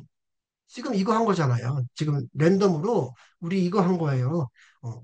랜덤으로 인천 계양구에 있는 아파트 3억에서 7억짜리 되는 것 중에서 뭔가 아쉬운 거 한두 개 있는 그런 물건을 찜한 거라고 이제. 그때 권리 분석, 물건 분석, 현장 분석, 입찰가 분석, 입찰 명도 하는 건데 권리 분석은 아까 하자마자 바로 끝나버렸네. 그럼 바로 여기 실전 들어가는 거네요. 여기서부터가 이제 하나하나 시행착오도 있겠지만 공부를 해가면서 나중에 이 속도가 빨라지는 거죠. 그러니 오늘 입찰하고 에이 떨어졌네, 에이 김샜다, 내일 물건 들어가야지 또 보고 또 다시 내일 물건을 갈 수 있는 힘이 생기는 거죠. 그죠? 이걸 알게 되니까. 자, 그래서 그 얘기를 한번 드렸었고, 더 나간다면 물건 선정할 때 사실은 이 지역에 어떤 호재가 있는지도 알아야겠죠? 그래서 뭐 저랑 지역 분석 들으신 분들은 뭐 이런 내용들을 충분히 숙제를 하고 심지어 실전 임명반 들으시는 분들은 이 구석구석을 여기 어디 생기고 인프라가 어떻고 현재 추세는 어떻고 이 물건을 어떻게 봐야 되고 이것들을 다 지금까지도 공부를 하고 있지만 이런 공부가 안 되신 분들은 이제 스스로 여러분들이 지역 분석도 하고 임장도 해 가면서 물건 선정을 하셔야겠죠. 왜? 제일 중요하니까. 이 부분이. 이렇게 하시면서 보시는 거예요. 경기도 지역, 서울 지역, 이렇게 또 교통 호재, 앞으로 또 나타날 그런 교통 호재 개통 시점까지 보고 또 사이트 아실이라든지 부동산 진이라든지 이런 것들 다 보고 가야 되는 거고 용도도 우리가 다 아파트 좋아하지만 조금 더 차익을 단기 차익을 많이 내볼까 하면 빌라 들어가는 거고 그렇죠? 또 아니면 수익형으로 들어가 볼까 하면 오피스텔 들어가는 거고 그렇죠? 그러다가 나중에 또 다른 목적으로 이렇게 토지라든지 다가구를 들어가든지 상가를 들어갈 수도 있지만 일단은 기본이 아파트고 아파트보다 어려운 게 빌라예요. 그렇죠? 그래서 일단 아파트와 빌라에 중점을 두고 이런 지역 분석이나 임장이나 입찰가라든지 명도라든지 그 이후에 매도에 대한 과정들을 계속 여러분들이 그룹으로 하든 또는 저와 같이 하든 이런 그 프로세스를 밟아 나가야 2025년 상반기를 여러분들이 조금 더 뭐랄까요 재미있게 수익 실현하면서 벌릴 수가 있겠죠. 그 다음에 제일 중요한 게 이제 투자금일 것 같은데 소액 투자라고 할 때 채팅창 가능하신 분 소액 투자면은 감정가 얼마 정도가 돼야 소액 투자인가요? 소액 투자.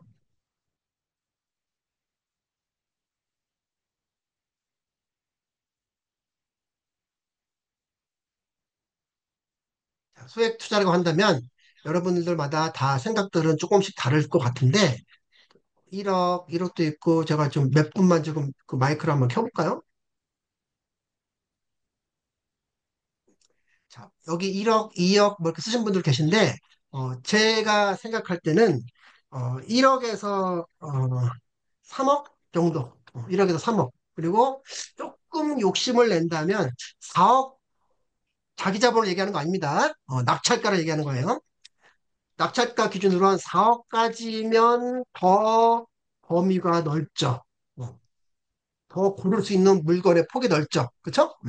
자, 보통 그렇지만 1억에서 3억, 즉 자기 자본으로는 한 3분의 1 정도가 되는 1억에서 3억이니까 3천에서 한 1억 정도를 자기 자본 기준으로 3천에서 1억 정도를 저는 소액 투자라고 봅니다.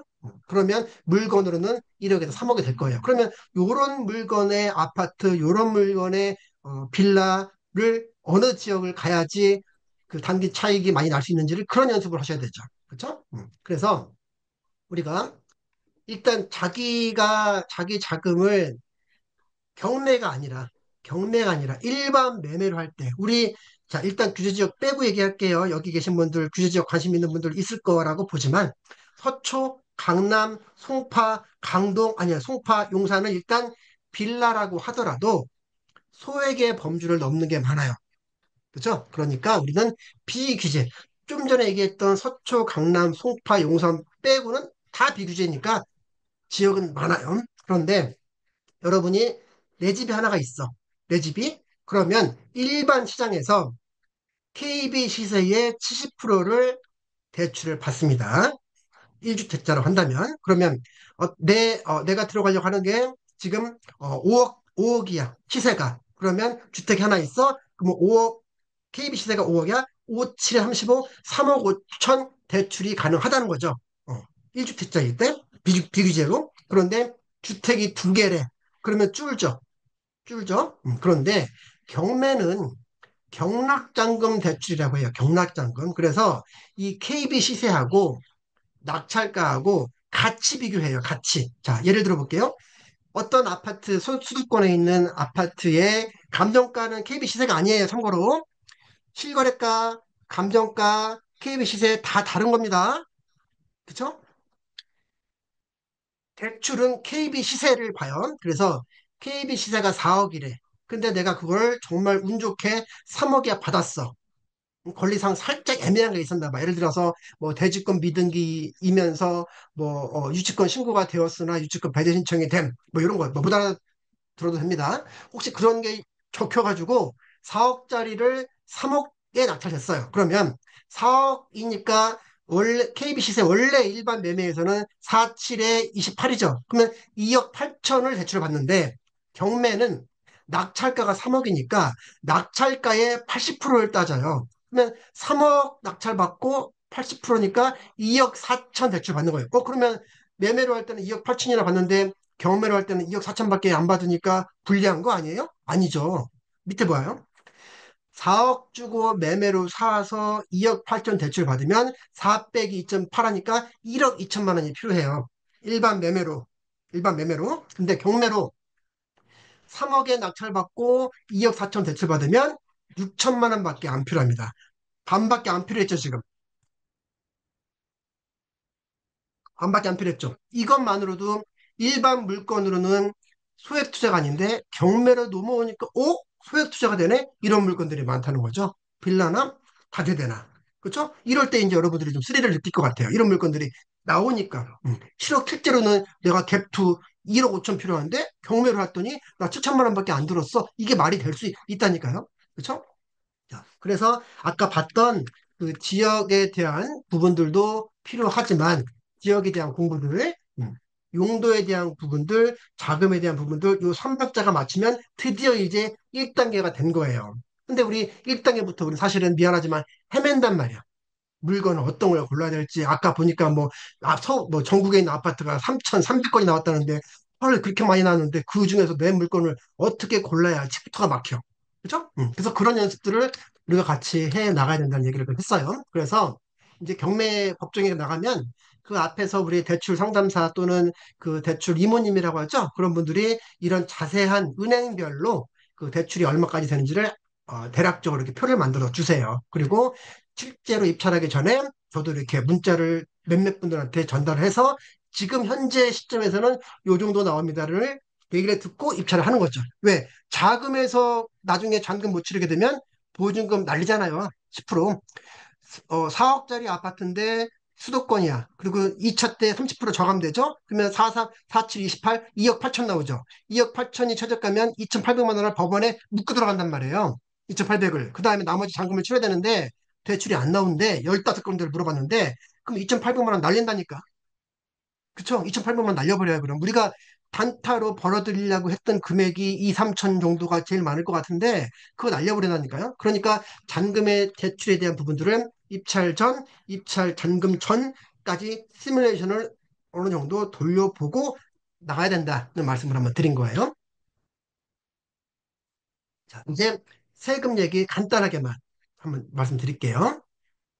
지금 그 오늘 수업이 목차가 5개예요. 그래서 어떤 분이 그 5개의 목차를 이 뭐 2시간 동안에 다 하시려고 이렇게 말씀을 저한테 몇 번 주셨는데 전반적인 이제 큰 그림을 보여드리는다고 말씀을 드렸고 이제 정규 그 소액 실전반에서 다루는 그런 내용들을 조금씩 발췌를 해서 제가 여러분들한테 지금 보여드리고 있는 거예요. 자, 우리가 투자에 대한 제일 큰 걸림돌이 아마도 요거가 아닐까 싶어요. 음, 부동산 세금이라는 거. 자, 취득할 때, 취득할 때 세금 당연히 내죠. 취득세. 그죠? 보유를 하고 있으니 6월 1일을 기점으로 해서 재산세 내라고 들어오죠. 주택일 때 2번 들어오죠. 그쵸? 재산세 여러분 7월달, 9월달 다 냈죠. 그 다음에 조금 많이 갖고 있네. 너는 조금 더 내서 종부세 내죠. 그죠? 그 다음에 이제 팔려고 했더니 너는 4억 5천짜리를 4억에 낙찰받았구나. 좋겠다. 너 근데 그거를 5억에 팔려고 그러면 양도하니까 소득세 내야지 라고 많이 벌면 많이 벌수록 세금을 많이 내래. 그러니까 우리가 단기 매도를 하든 중장기 투자를 하든 취득세 1.1%에서 많이 내면 12% 내야지. 양도소득세 단기라고 물론 우리가 시세를 4억짜리를 2년 뒤에 3억 9천을 팔면 양도세 안 내요. 안 내요. 그거 원하지 않잖아 우리가 근데 4억에 사서 3억 9천에 안 팔고 싶잖아요. 그죠? 그렇다면 양도소득세라는 게 조금이나마 생기겠죠. 그렇죠? 그런데 많이 생겼대. 예를 들어서 10억 아니 9억짜리를 10억에 팔았어. 그러면 1억이 남는 거잖아. 지금 1억이. 그렇죠? 근데 거기에 경비 이것저것 막 중개보수다 뭐다 뭐 수리를 했다 뺐어. 그래서 다 빼고 나니까 한 7천만 원 정도 차이가 남았어. 그래서 에이 그래도 몇 년 갖고 있다가 7천만 원 벌었네 했는데 양도소득세를 그 7천만 원에 대한 구간에 대해서 내린단 말이에요. 그러면 7천만 원이면 24% 구간이죠? 24% 구간. 그러면 7천만 원에 24% 구간 4분의 1 정도 되는 거죠? 그 정도 한 2천 정도 내면 되는 건데 네가 만약에 장기 보유를 안 하고 단기로 싹 팔았다 할 거야? 너 지금 1월 달에 사놓고 5월 달에 파는 거야, 지금? 너 완전 투기네? 이거는 77%를 물어요. 그러면 7천만 원 벌었는데 77%를 내면 이것저것 빼고 뭐 한 돈 천만 원 건지겠네. 답이 안 나온다니까요. 그래서 이슈가 많이 되는 게 바로 매매 사업자죠. 매매 사업자. 자, 그거 한번 볼게요. 자, 요 표를 한번 잠깐 보세요. 요 표. 자, 포인트를 좀 바꿔볼게요. 자, 여기 써 있는 양도소득세가 우리가 일반적으로 개인이라는 이름으로 내가 샀다 파는 거예요. 근데 최소 2년 보유가 전제예요, 전제. 그래서 내가 2년 보유를 했어. 그랬더니 아까 한 7천만 원 남았다고 그랬죠? 10억에, 9억에 사서 10억에 팔았어. 그쵸? 그런데 비용 이것저것 해서 7천만 원 남았대. 그러니까 8,800만 원 이하가 되는 거죠. 아까 제가 24% 구간이라고 했던 게 이 얘기예요, 이 얘기. 그러면 7천만 원 번 거에서 4분의 1 정도 빼고 그 금액에서 공제 이만큼을 해준 금액을 양도세로 빼준다, 차감을 한단 말이에요. 그럼 7천만 원에서 요 금액, 가 빼주면, 거기서 이 금액을 빼면 7이 10, 7이 14. 하니까 한 5천 정도 남는다고 쳐요. 5천. 근데 그거는 2년 보유라니까, 2년 보유. 그런데 네가 단타야? 그러면 1년 미만이 되죠. 그래서 이 주택 및 조합원 입주권은 70%예요. 그럼 아까 7천만 원 남았다고 그랬죠? 근데 네가 2년 이상이 아니라 단타야? 그러면 70%니까 7, 7에 49네. 5천만 원이라고 칩시다. 5천 빼면 나는 2천 남네. 7천 빼기 5천 하면 2천만 원. 그쵸? 원래는 내가 한 5천 벌 거를 2천으로 확 줄죠. 아파트도, 빌라도 마찬가지라. 그래서 우리가 이 2년 보유 안 하고 단기를 한다 하더라도, 단기로 한다 하더라도 매매 사업자를 내는 거예요. 매매 사업자. 그러면 요걸 한번 예를 들어 볼게요. 지금 개인 일대하고 매매 사업자를 낼 때하고 조금 괜찮아 보이는 빌라를 한번 예를 들어볼게요. 괜찮아 보이는 빌라. 이 정도면 우리 빌라 임장 많이 해보신 분들은 딱 보면 괜찮은데 좀 잘 팔리겠는데 주변에 뭐 지하철 뭐한 7, 8분 거리에 있고 시장이 있고 또 뭐 학원도 있고 병원도 있고 뭐 이러면 잘 팔리겠는데 이 생각 들 거란 말이에요. 자, 요게 감정가가 만약에 2억 8천이라고 해봐요. 감정가가. 그리고 지금 30% 다운돼서 1억 9,600으로 저감됐다고 쳐요. 그리고 내가 요 물건을 78%로 그 다세대 빌라 같은 경우에 조금 입지가 조금 안 좋고 구축일수록 낙찰가율이 빠져요. 그래서 78%를 낙찰 받아서 1억 9,600이 최저가인데 요거를 내가 2억 1,840만 원에 받았다. 그리고 대출을 5.3%로 60%를 받았다. 치면 1억 6,800만 원을 대출 받은 게 되죠. 그리고 이제 계산한 거예요. 잔금 내고 조금 한 4달 정도까지 내가 버텨보겠다. 이자 내면서 매도할 때까지. 지금 겨울이잖아요. 겨울이고 또 입지가 안 좋을수록 그 신규 매수자 구하기가 좀 어렵고 대출 규제도 있고 하다 보니까 한 4달 잡고 그동안에 이자비 한 300, 그다음에 취득세 1.1%, 한 320, 그다음에 명도비 기본적으로 100, 채납관리비 100, 요거는 그때 가봐야 합니다. 그때 가봐야 알아요. 그런데 통상적으로 요 정도 컨디션이니까 명도 100, 이거는 권리분석에 따라 달라집니다. 명도비는 살짝씩. 명도비 100, 천연관리 100, 그다음에 인테리어 비교적 신축이니까 한 300만 딱 놓고 중개보수 놓고 하니까 세전 수익이 약 2,900만 원 나오네. 근데 이거를 우리가 다 갖고 가는 게 아니잖아요. 지금 낙찰받은 게 지금 여기 보면 2억 1,800이란 말이에요. 2억 1,800이 낙찰인데 2억 1,800에 받아서 지금 파는 금액이 2억 6천이에요. 2억 1,800에 낙찰받고 2억 6천에 내가 판다는 시뮬레이션을 돌려보니까 나한테 떨어지는 돈이 거의 3천만 원이야. 해피하죠? 이 정도만 되면. 왜냐면 지금 아파트 아니잖아요. 아파트 들어가서 3천만 원 수익 난 게 아니라 빌라 들어갔단 말이에요, 지금. 또는 수도권 외곽에 있는 아파트라면 2억 8천만 원 감정가인 아파트도 있겠지. 자, 그런데 여기서 양도소득세 또는 사업소득세를 내야 되죠. 여기 있는 게 지금 일반 개인 일대 한타 너 77% 내. 그랬더니 무려 세금이 2,250이야. 나한테 남는 거 670만 원밖에 안 남아. 고생은 내가 다 했는데. 물론 고생이라고 해봐야 물건 환정하고 한 네다섯 번 떨어지고 입찰하고 명도하고 중개사 내놓고 계약 쓰고 응? 잔금 받고 이런 경우 이런 거겠지만 그런데 매매 사업자를 냈더니 똑같이 2,900을 벌었는데 이번에 너 77%가 아니라 15%만 내래. 그리고 126만 원을 빼주겠대. 그래서 세금이 300만 원밖에 안 나와. 그래서 내가 갖고 있는 갈 수 있는 게 2,600만 원이에요. 아까 일반 내 이름으로 들어갔어. 이영욱이라는 이름으로 들어갔더니 내가 이렇게 한 바퀴 돌리고 나서 한 5, 6개월 동안에 지금 670번인데 매매사업자를 내가 잔금 전에 내고 했더니 이제 2,600만 원이 나한테 들어오는 거예요. 이 차이가 있기 때문에 지금 매매사업자에 대한 그런 어떤 인기가 많죠. 소액일수록. 그러다 보니까 치열한 경매라면 낙찰가가 높아지고 그러니까 마치 아파트를 고르듯이 빌라도 이제 우리가 AAA급 빼놓으면서 고를 수 있는 그런 어떤 하나의 더 관문이 생긴 거야. 그렇죠? 모니터링 하면서. 자, 그래서 그 부분들을 조금 빠른 속도로 한번 넘겨볼게요. 혹시 중간 질문이 있다거나 중간에 어떤 여러분 듣고 싶은 그런 메시지 있으면 피드백 좀 주세요. 혹시. 우리 지금 9시 20분이니까 편의상 안 쉬고 그냥 할게요.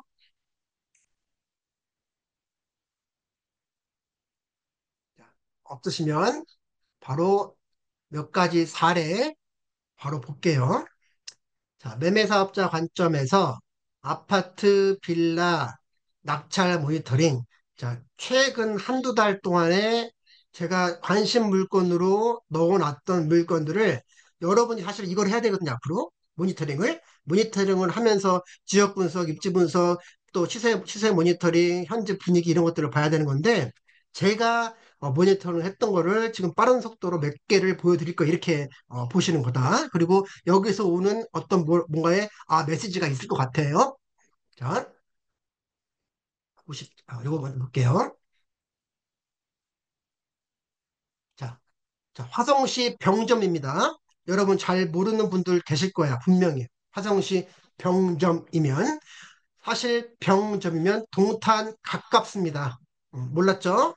화성시 병점은 동탄, 물론 화성이 넓어서 동탄 옆이 무슨 병점이 하는 분도 계시겠지만 동탄이라는 지역에서 가장 가까운 화성시의 구도심이 이 지금 병점이 있단 말이에요, 병점에.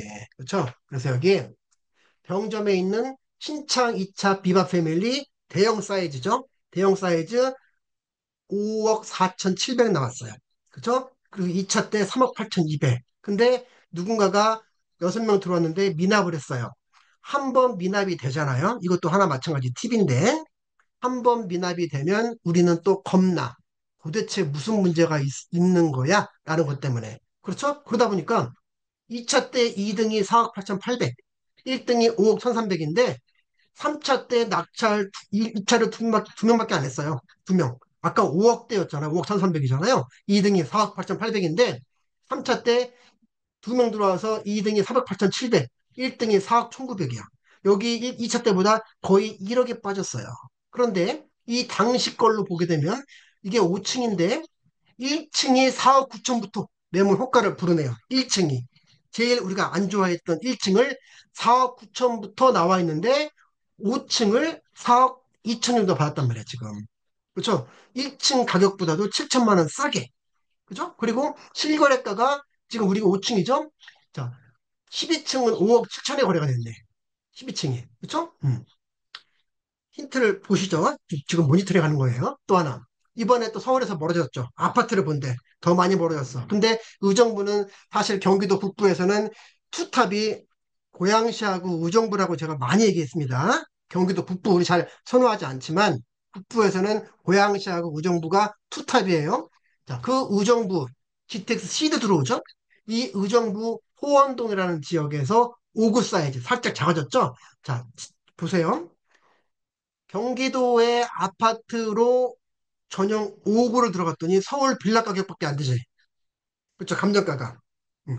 우리가 서울 빌라 많이 좋아하는데 나는 그래도 아파트 할 거야 했더니 위치 바꾸고 면적 바꾸니까 서울에 있는 빌라 가격으로 감정가가 나오는 게 이렇게 번듯해 보이는 아파트예요. 그죠? 이게 2억 9,100에 나왔는데 30% 저감돼서 2억 370만 원 나왔죠? 9명 들어왔어요. 근데 금액이 좀 만만해 보이죠, 이제. 9명 들어왔는데 2억 2,400 낙찰. 근데 이 물건 같은 경우에 보시게 되면 여기에 이 실거래가로 보게 되면 2024년 10월 달에 19층이 2억 9천, 15층이 2억 8천, 그리고 5층이 3억, 5층이 3억, 그리고 또 볼까요? 10층, 9층, 5층, 5층이 2억, 뭐 2억 6,800도 있고, 우리는 살짝 저층이죠. 그렇죠? 이 저층이라는 걸 감안을 해서 입찰가를 썼겠죠. 자, 그리고 또 볼게요. 이번에도 잘 모르시는 분들 많을 건데, 시흥시에 능곡동이라는 데가 있죠. 우리 시흥시 하면 센터는 시흥시청이에요. 거기에 지금 현재 서해선이 지나가고 있고, 앞으로 월곡 판교선하고 신안선선이 추가로 들어올 겁니다. 그런데 그 시흥시청역하고 한정거장 차이가 능곡역이에요. 근데 이 지역을 알아야 이제 이 물건들이 보일 거란 말이에요. 근데 그 능곡동에 신안인수빌 국민평수 8사가 나왔어요. 5억 5천에. 5억 5천에 나왔는데 30% 다운돼서 3억 8천5백 나왔어.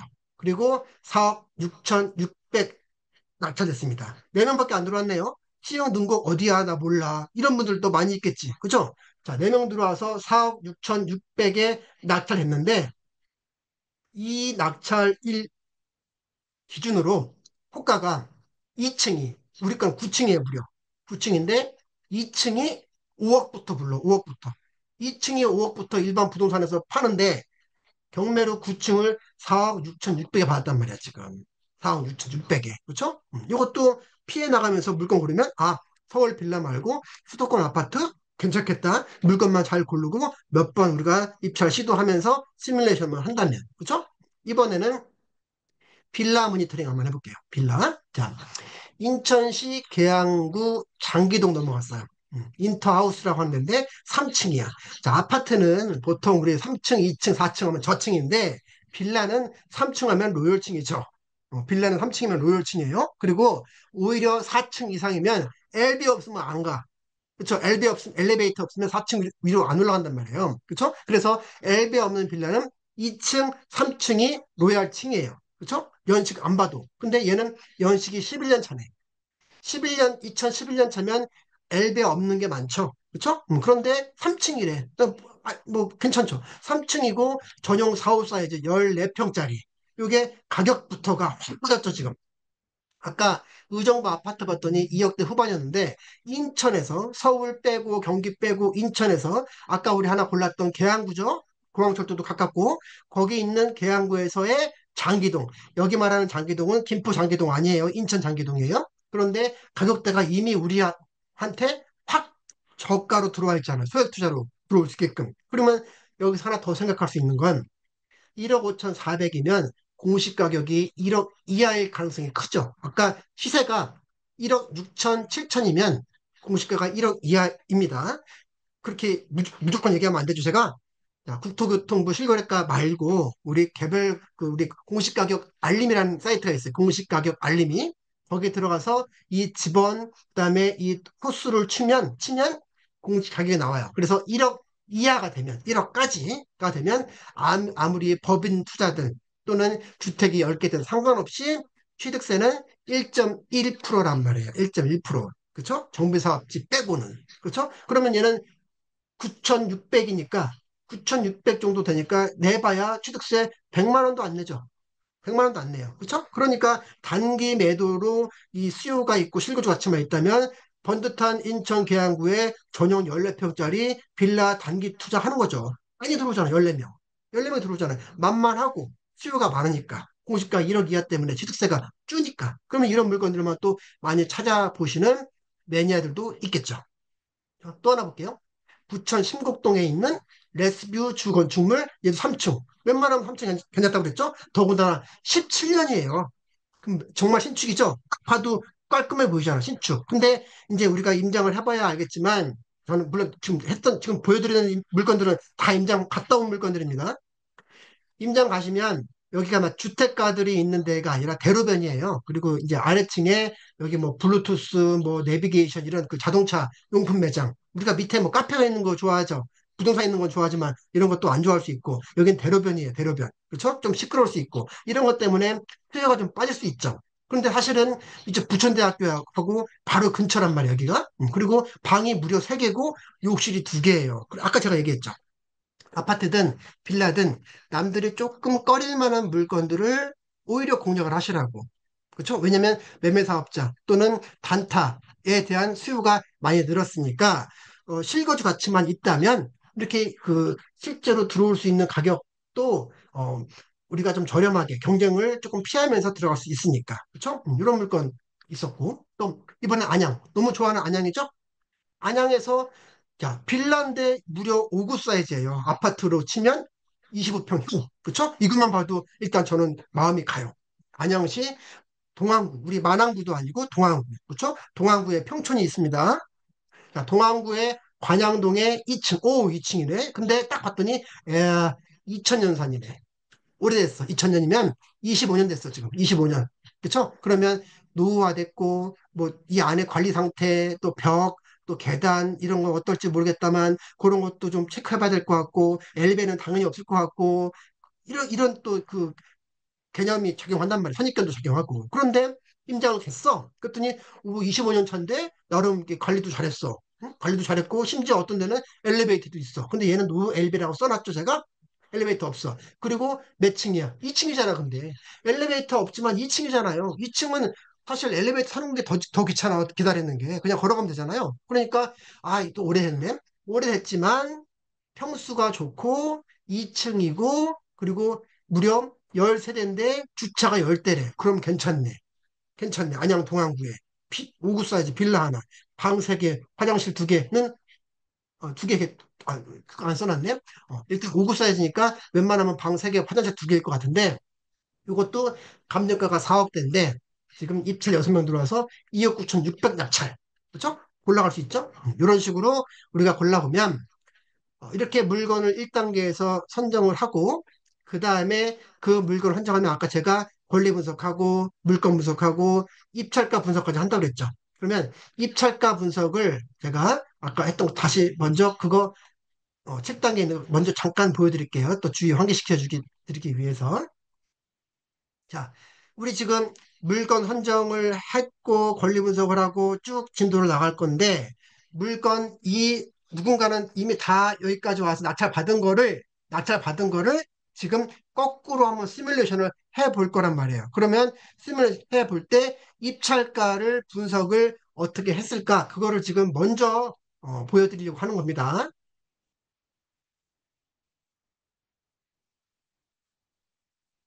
이거 보세요. 아파트하고 빌라 입찰 시뮬레이션. 그랬죠? 자, 수원시 권성구 금곡동 아시는 분들은 또 아실 겁니다.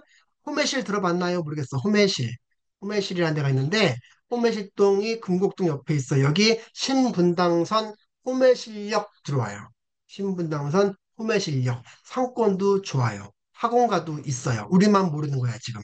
우리는 수원하면 영통하고 광교밖에 몰라. 근데 권성구라는 데가 있고 정비 사업이 활발하고 거기에 신문 분당선도 들어온 데가 있고 거기에 우리 서희 스타일스라는 전용 84 타입이 들어왔어. 그랬더니 가격이 서울보다는 월등히 싸졌죠. 5억 4천. 수원 멀지도 않죠. 더군다나 신분당선 타면 강남, 판교 다이렉트로 온단 말이에요. 그렇죠? 자, 그런데 요거 10명 들어와서 5억 1200 낙찰됐네. 그렇죠? 자, 이 당시 매물 호가가 저층이 5억 3천. 우리 거는 5층.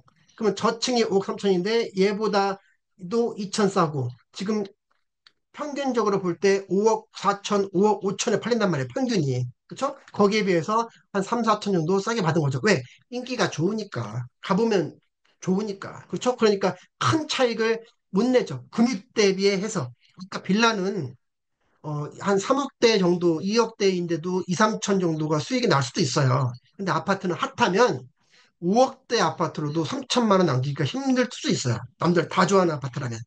그런 거 한번 보여드린 거고, 아파트도 구조가 다양하잖아요, 이렇게. 그렇죠? 그러니까 경매 물건에 나온 것도 어떤 타입인지 그것도 그 타입에 따른 입찰가 한정을 해야 됩니다. 자, 그리고 이렇게 매물 파악도 해야 되는 거고, 실거래가 추이도 보셔야 되는 거고. 자, 그리고 이번에는 빌라 한번 또 볼게요. 빌라. 자, 빌라를 보시면 관악구죠? 관악구는 우리 그 서울 지하철 2호선이 지나간 데죠? 신림역, 봉천역, 그리고 낙성대 입구, 낙성대역 이렇게 지나가죠?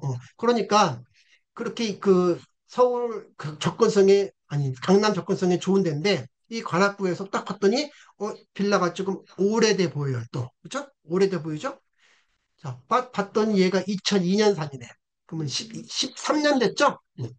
좀 오래돼 보이죠? 그런데 요 물건 봤더니, 1층이 필로티야. 그리고 얘는 3층이야. 그럼 엘베 없어도 되겠네? 그리고 9세대 중에서 6대래. 그런데도 불구하고, 그러니까 입찰을 안 하죠. 2차 때 보니까 2억 3,360만 원에 무료 전용 53 사이즈인데 2차 때까지 아무도 응찰을 안 해요. 왜? 허점이 보이니까. 내가 싫어하는 게 보이니까. 오래됐잖아. 주차 한 대씩 안 되잖아. 이거 보고. 그랬더니 3차를 기다리고 있었겠지, 몇 명이. 그런데 아니나 다를까 3차 때나 돼서 야, 서울에 있는 53 사이즈 빌라가 이렇게 싸게 나왔다고? 이때 다 들어간 거야, 법원에. 근데 이 분은 야 내가 늦게 봤다. 근데 사람 많이 들어올 것 같다. 요 가격을 넘겨버리자. 2차 가격을. 그래서 안전하게 받아가자. 이만한 가격 없다. 하니까 2억 3,360만 원인데 2억 4천에 낙찰. 2등이 2억 3천. 그죠? 2등이 2억 3천. 1등이 권경수 씨가 만약에 이 날짜에 다른 빌라 입찰 갔다면 이 2등이 1등을 했겠죠. 그거는 운이야. 거기까지 우리가 뭐라 할 수가 없어. 그런데 요지는 이 차순위 쓴 사람이 차라리 2차 때 조금 욕심을 내요. 왜냐면 2차 가격하고 차순위 가격하고 지금 300만 원 차이밖에 안 나요. 그러면 단독 응찰을 하더라도 안전하게 바로 전차수에서 받아가는 게 낫지. 이렇게 기다리다가 남들 조회수만 올라가게 되면 놓쳐버린다고.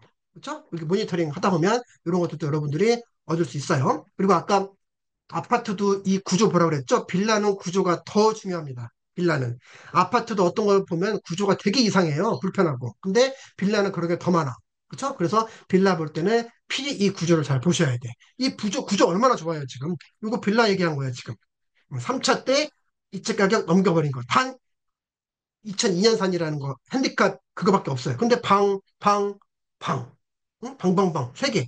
주차장은 거실, 화장실 이렇게 화장실 하나지만 그렇죠? 그리고 빌라는 매물 호가 보는 것도 어렵고 실거래가 파악하는 것도 어려워요. 빌라는. 그래서 사람들이 빌라를 더 투자하기 두려워하는 거예요. 왜? 손품을 더 많이 팔아야 되니까. 임장에서도 더 뭘 봐야 될지도 헷갈리고 구조는 감정평가서에 구조 안 올라온 거 많습니다. 그러면 그 이 구조를 어디서 어떻게 우리가 받아가야 될지도 알아야 될 거고. 그래서 조금 더 손품을 팔죠. 그러니까 빌라가 가격 대비 더 차익이 많이 생기는 거예요. 그래서 빌라 공부도 필요하죠.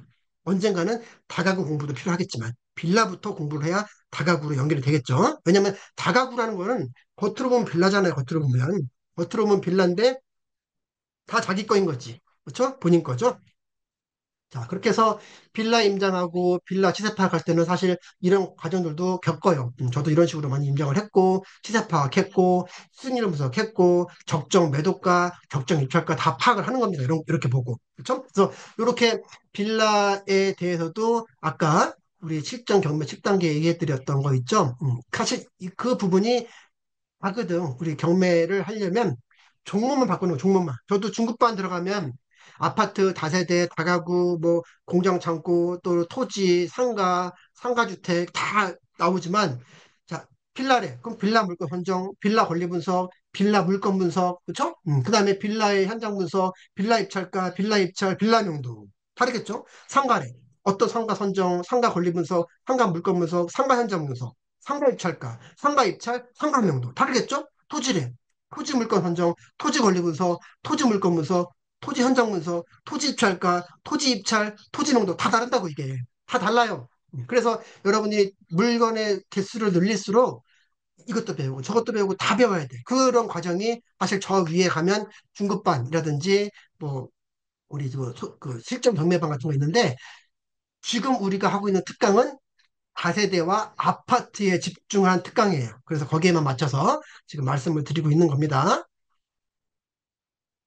그래서 이제 나의 목적에 맞는 물건 찾기가 이제 우리가 지금부터 해야 할 일이에요. 이런 전반적인 그 경매 실전 7단계에 대한 내용들을 우리가 하나하나 나무를 심고 가지를 치고 그다음에 그 싹을 틔워가면서 본인만의 어떤 전문 분야들 예를 들자면 아까 뭐 인천 계양구라고 하신 분 계시죠? 인천 계양구의 인구, 일자리, 교통 호재, 그다음 현재 가격대, 전세가, 매매가에 대한 추이들, 현재 거래 동향들, 앞으로의 수요 물량, 입주 물량에 따라서 내가 지금 시도할 수 있는 가격대가 여기 있는데 이런 물건들을 골라서 그 물건들을 권리 분석에서부터 입찰가 분석하고 매도하는 시뮬레이션까지 돌려보면서 계속 시도를 반복하면서 네 번, 다섯 번 만에 낙찰되면 첫 번째 경매 투자가 완성되는 거죠. 그죠? 빠르신 분은 수업 듣는 도중에 바로 낙찰받는 분도 지금 이번에 소액 실전반 하고 있는데 지금 세 분이 낙찰받았거든요. 그래서 그렇게 낙찰받고 저랑 있는 동안에는 저한테 코칭도 받으시고 이렇게 진행을 하고 또 몇 년 전에는 어, 기초반 수업이었는데 룸사롱을 공매로 받으신 분도 계세요. 룸사롱을 공매로. 그리고 이제 수업 중이니까 저랑 코칭 받으시면서 룸사롱 공매 받으신 거 명도하고 그다음에 본인이 직접 그 룸사롱을 다시 임대차 주고 그 인허가 인수해서 주고 지금 38% 정도의 수익률을 지금 얻고 계시죠. 다달이 들어오는 인컴이 들어오니까 직접 뭐냐면 계속 여러분들이 모니터링하고 그 시도를 해가면서 그 촉과 감을 키우셔야지 되지. 경매가 그냥 우리가 뭐 유튜브만 보고 그다음에 혼자서 이렇게 쭉 하다 보면 남은 어떻게 생각하는지 그쵸? 또 멘토나 또 같이 보는 사람은 어떤 입장 차이가 있는지 이런 걸 대중에 대한 부분하고 현재 추세와 트렌드에 대한 지역감을 알아야 한 번에 세트로 이어질 수 있으니까 그런 부분들을 우리가 연습을 좀 많이 해야 됩니다. 자, 요거는 부동산 지인이라는 사이트 아시죠? 거기 이 부동산 지인 사이트 말고도 다양한 사이트에서 우리가 이런 모습들을 볼 수 있는데 여기 보라색 라인들이 이 보라색 라인들이 이게 지금 현재의 매매 시세예요. 서울에. 그렇죠? 경기의 시세. 그래서 2021년에 거의 그 피크를 거의 찍었었고 조금 내려왔다가 지금 다시 2023년, 2024년 이렇게 고개를 좀 들고 있는 모습 보이고 전세가도 마찬가지로 이렇게 상향하고 있죠. 요게 지역마다 다 다르다는 거. 그런 것도 우리가 그 빅데이터 통해서 한번 알 수가 있고요. 자, 그리고 그런 부분들이죠. 이건 아실 사이트.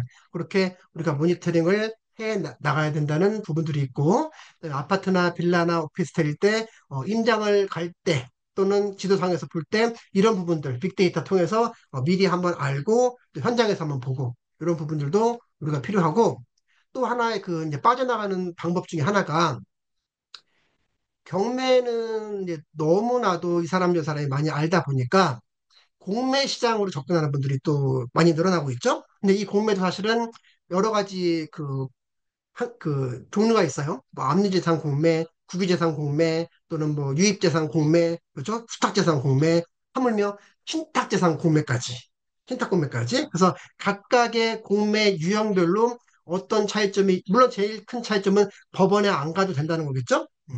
그렇죠? 그리고 인도 명령이 없다는 제도 이런 것들 때문에 법원에 안 가도 되는 건 좋지만 인도 명령이 안 된다는 이유 때문에 살짝 또 꺼림이 있는데 그러니까 또 공매로는 아파트든 다 세대든 조금 더 저렴하게 받을 수 있죠. 그렇게 공매까지도 접근해 볼 수 있는 그런 조금 그 시장을 넓히면 좋겠다라는 부분 공매 사이트입니다. 공매를 검색하는 거. 여러분들이 일단 공매는 물건 수가 많지는 않아요. 하지만 투자라고 한다면 지역을 조금 넓혀볼 수 있으니까 지역을 넓혀서 공매를까지 좀 보게 되면 조금 더 경쟁률을 줄여줄 수가 있겠죠. 공매로는. 그래서 우리가 이제 마지막으로 여러분들한테 말씀드리고 싶은 거는 공매 잠깐 볼까요? 그래도 잠깐 공매 사이트 한번 열어볼게요. 그래도 자, 일단 그 옥션 사이트에서 열어볼게요. 제가 아까 검색했던 사이트는 옥션 원이라고 하는 사이트인데 여기에도 공매 검색을 할 수 있어요. 온비드 공매 사이트도 있지만 그래서 여기에다가 매각으로 해놓고 이것도 감정가 아까처럼 한 3억 눌러볼까요? 3억에서 한 7억 정도까지 해볼까요? 7억까지 해놓고 그 다음에 물건 종류는 주거용 물건으로 전체로 해놓고 입찰 일자는 다음 주 월요일부터 한 두 달, 내년이겠네요. 새해가 됐네요.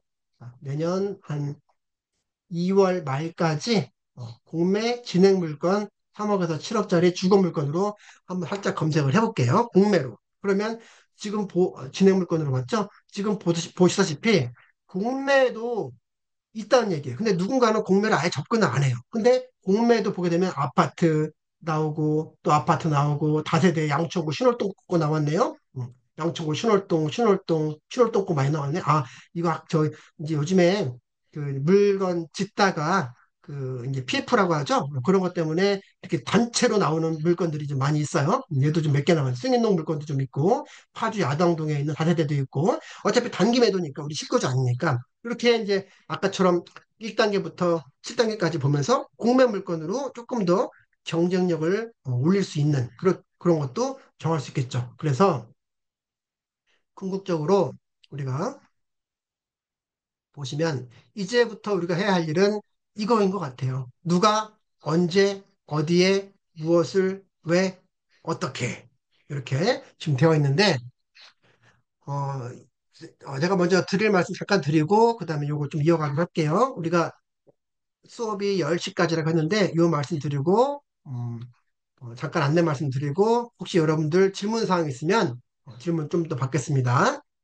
지금까지 했던 게 실전 경매 1단계부터 7단계로 지금 소액 투자로 자기 자본 3천만 원에서 1억, 그 물건에 대한 금액은 1억에서 한 4억 정도까지 이렇게 서울 수도권 또는 어, 지방 아파트도 이런 그 같은 방법론으로 골라볼 수 있겠죠. 이렇게 실전 경매 7단계를 소액 투자용 아파트와 다세대에 집중해서 저랑 같이 이론 공부하고 코칭 받고 임장도 해보는 그런 수업이 소액 실전반이에요. 소액 실전반에 대한 내용을 잠시 후에 잠깐 말씀드리고 우리가 이제 해야 될 일이 2024년 경매 투자 이제부터 시작입니다라고 나왔죠. 이거를 이제 지금부터 보자고요. 사실 이 부분만 봐도 사실 할 얘기들이 앞으로부터 쭉 많고 이 부분들을 이제 우리가 점검을 하면서 계속 적용을 해야 되는 연습을 해야 되는 거예요. 자, 누가? 내가죠. 내가. 여기서 명의를 얘기하는 겁니다. 내가. 누가? 내가. 근데 내가야 아니면 나의 사업자야. 매매 사업자야 아니면 그냥 개인이야. 또는 우리 엄마 이름이야, 우리 아들 이름이야. 또는 나랑 알고 있는 지인 이름이야. 명의가 다르니까. 그렇죠? 이거 정해야 되죠. 내가 투자를 앞두고서. 언제? 지금 시장을 보아하니, 특히 지금 현재 국내 정세를 보아하니 법원에 과연 입찰하러 올까라고 판단하면 우선이죠. 이런 기회에 사람들 많이 입찰 안 하겠네 하고 거덤비죠. 그쵸? 어수선한데. 그쵸? 그래서 그 실질적으로 이 경매 법정에서 사람 경쟁률이라는 이런 게 크게 영향을 미치진 않았더라고. 최근 현황을 보게 되면. 물론 주식시장, 코인시장 뭐 올라갔다 내려갔다 하지만 법원에서는 크게 출렁이지 않았다는 거. 그래서 언제 적어도 우리가 스탠바이를 해야 되니까 한 2, 3개월 정도 준비를 해 가면서 준비된 뭐 서술부터 쏘세요 하잖아요. 그래서 내년 상반기 또는 내년 하반기를 노리려면 지금부터 준비를 해야 된다고 하는 거. 그래서 조금 또 금리 추이, 시장 추이를 보면서 정말 나한테 맞는 물건 골라가면서 어느 정도 경험치 축적하면서 이제 들어갈 수 있다는 게 준비가 되겠고. 그러려면 어디에 들어갈지. 내가 서울 25개 구 중에 어디를 들어갈지 또는 수도권 아까 인천, 경기 총 29개 시 중에 어디를 들어갈지 이런 거 골라야 되죠. 그리고 무엇을 아파트일지 다세대일지 또는 오피스텔일지 또는 누군가는 다가구로 고를 수도 있겠죠. 이거 정해야 될 거고. 그다음 왜? 이거 정말 중요해.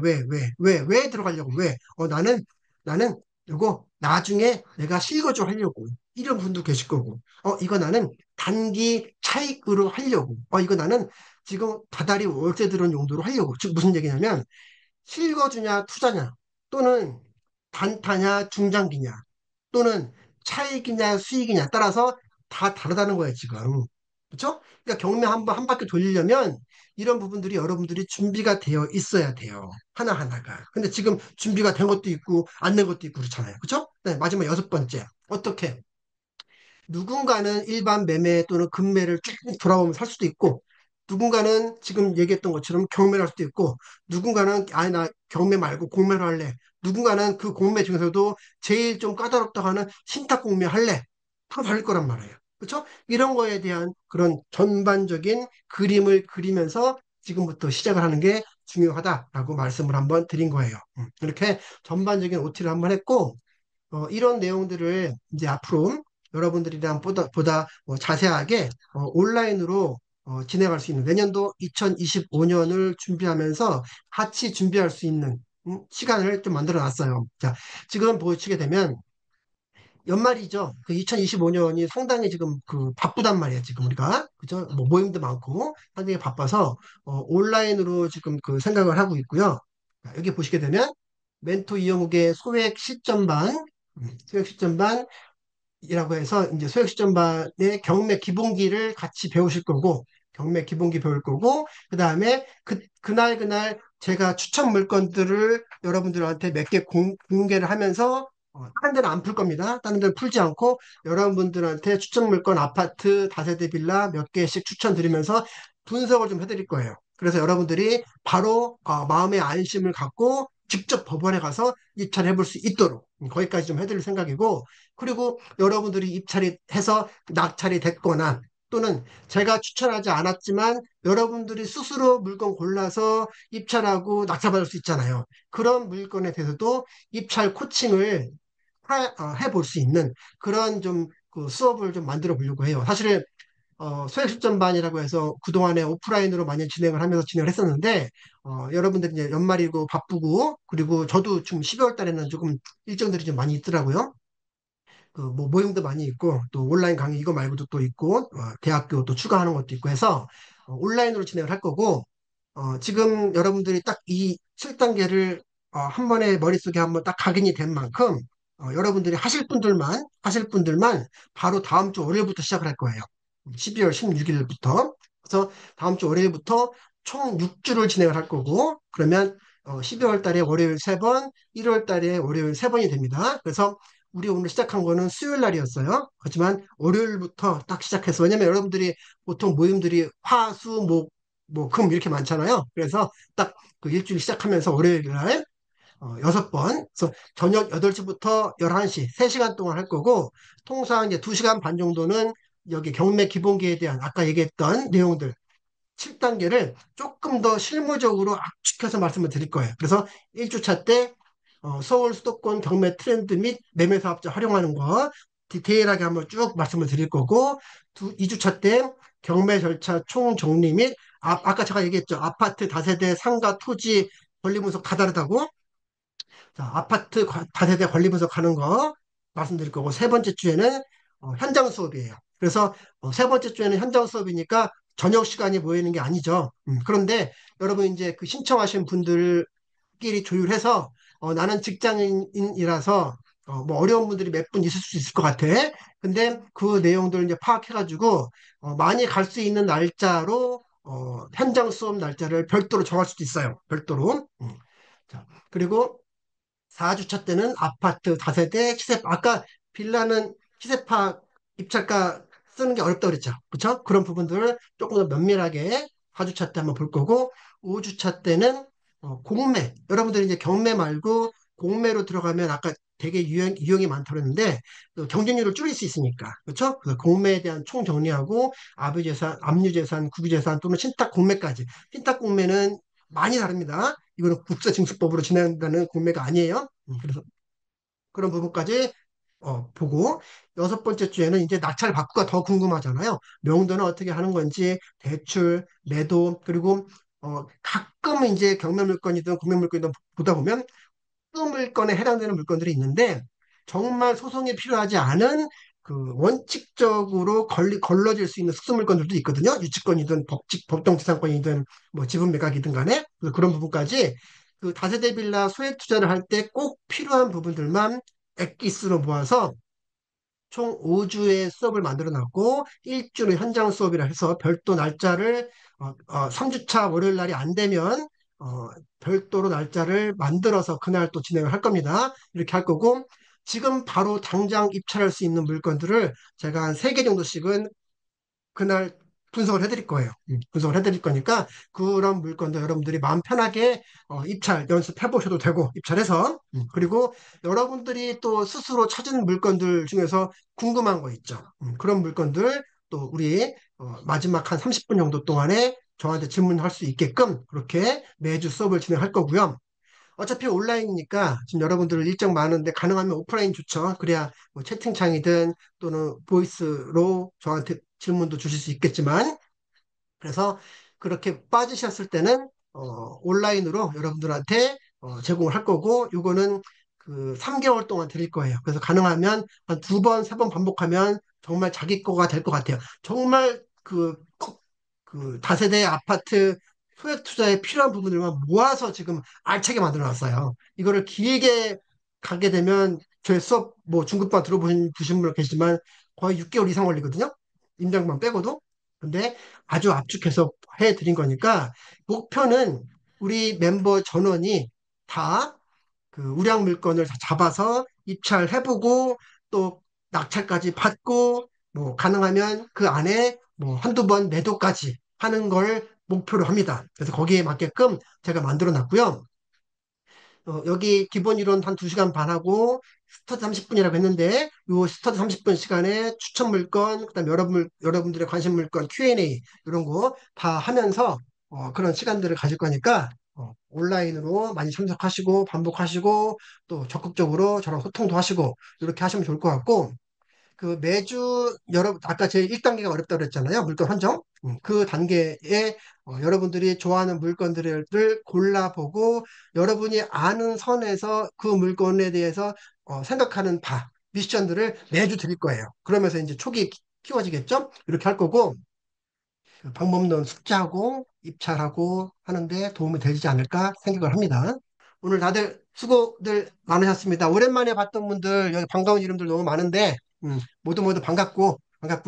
우리 연말연시 건강하게 또 컨디션 잘 챙기시면서 내년에 더 좋은 일들, 더 좋은 결실들 있으시기를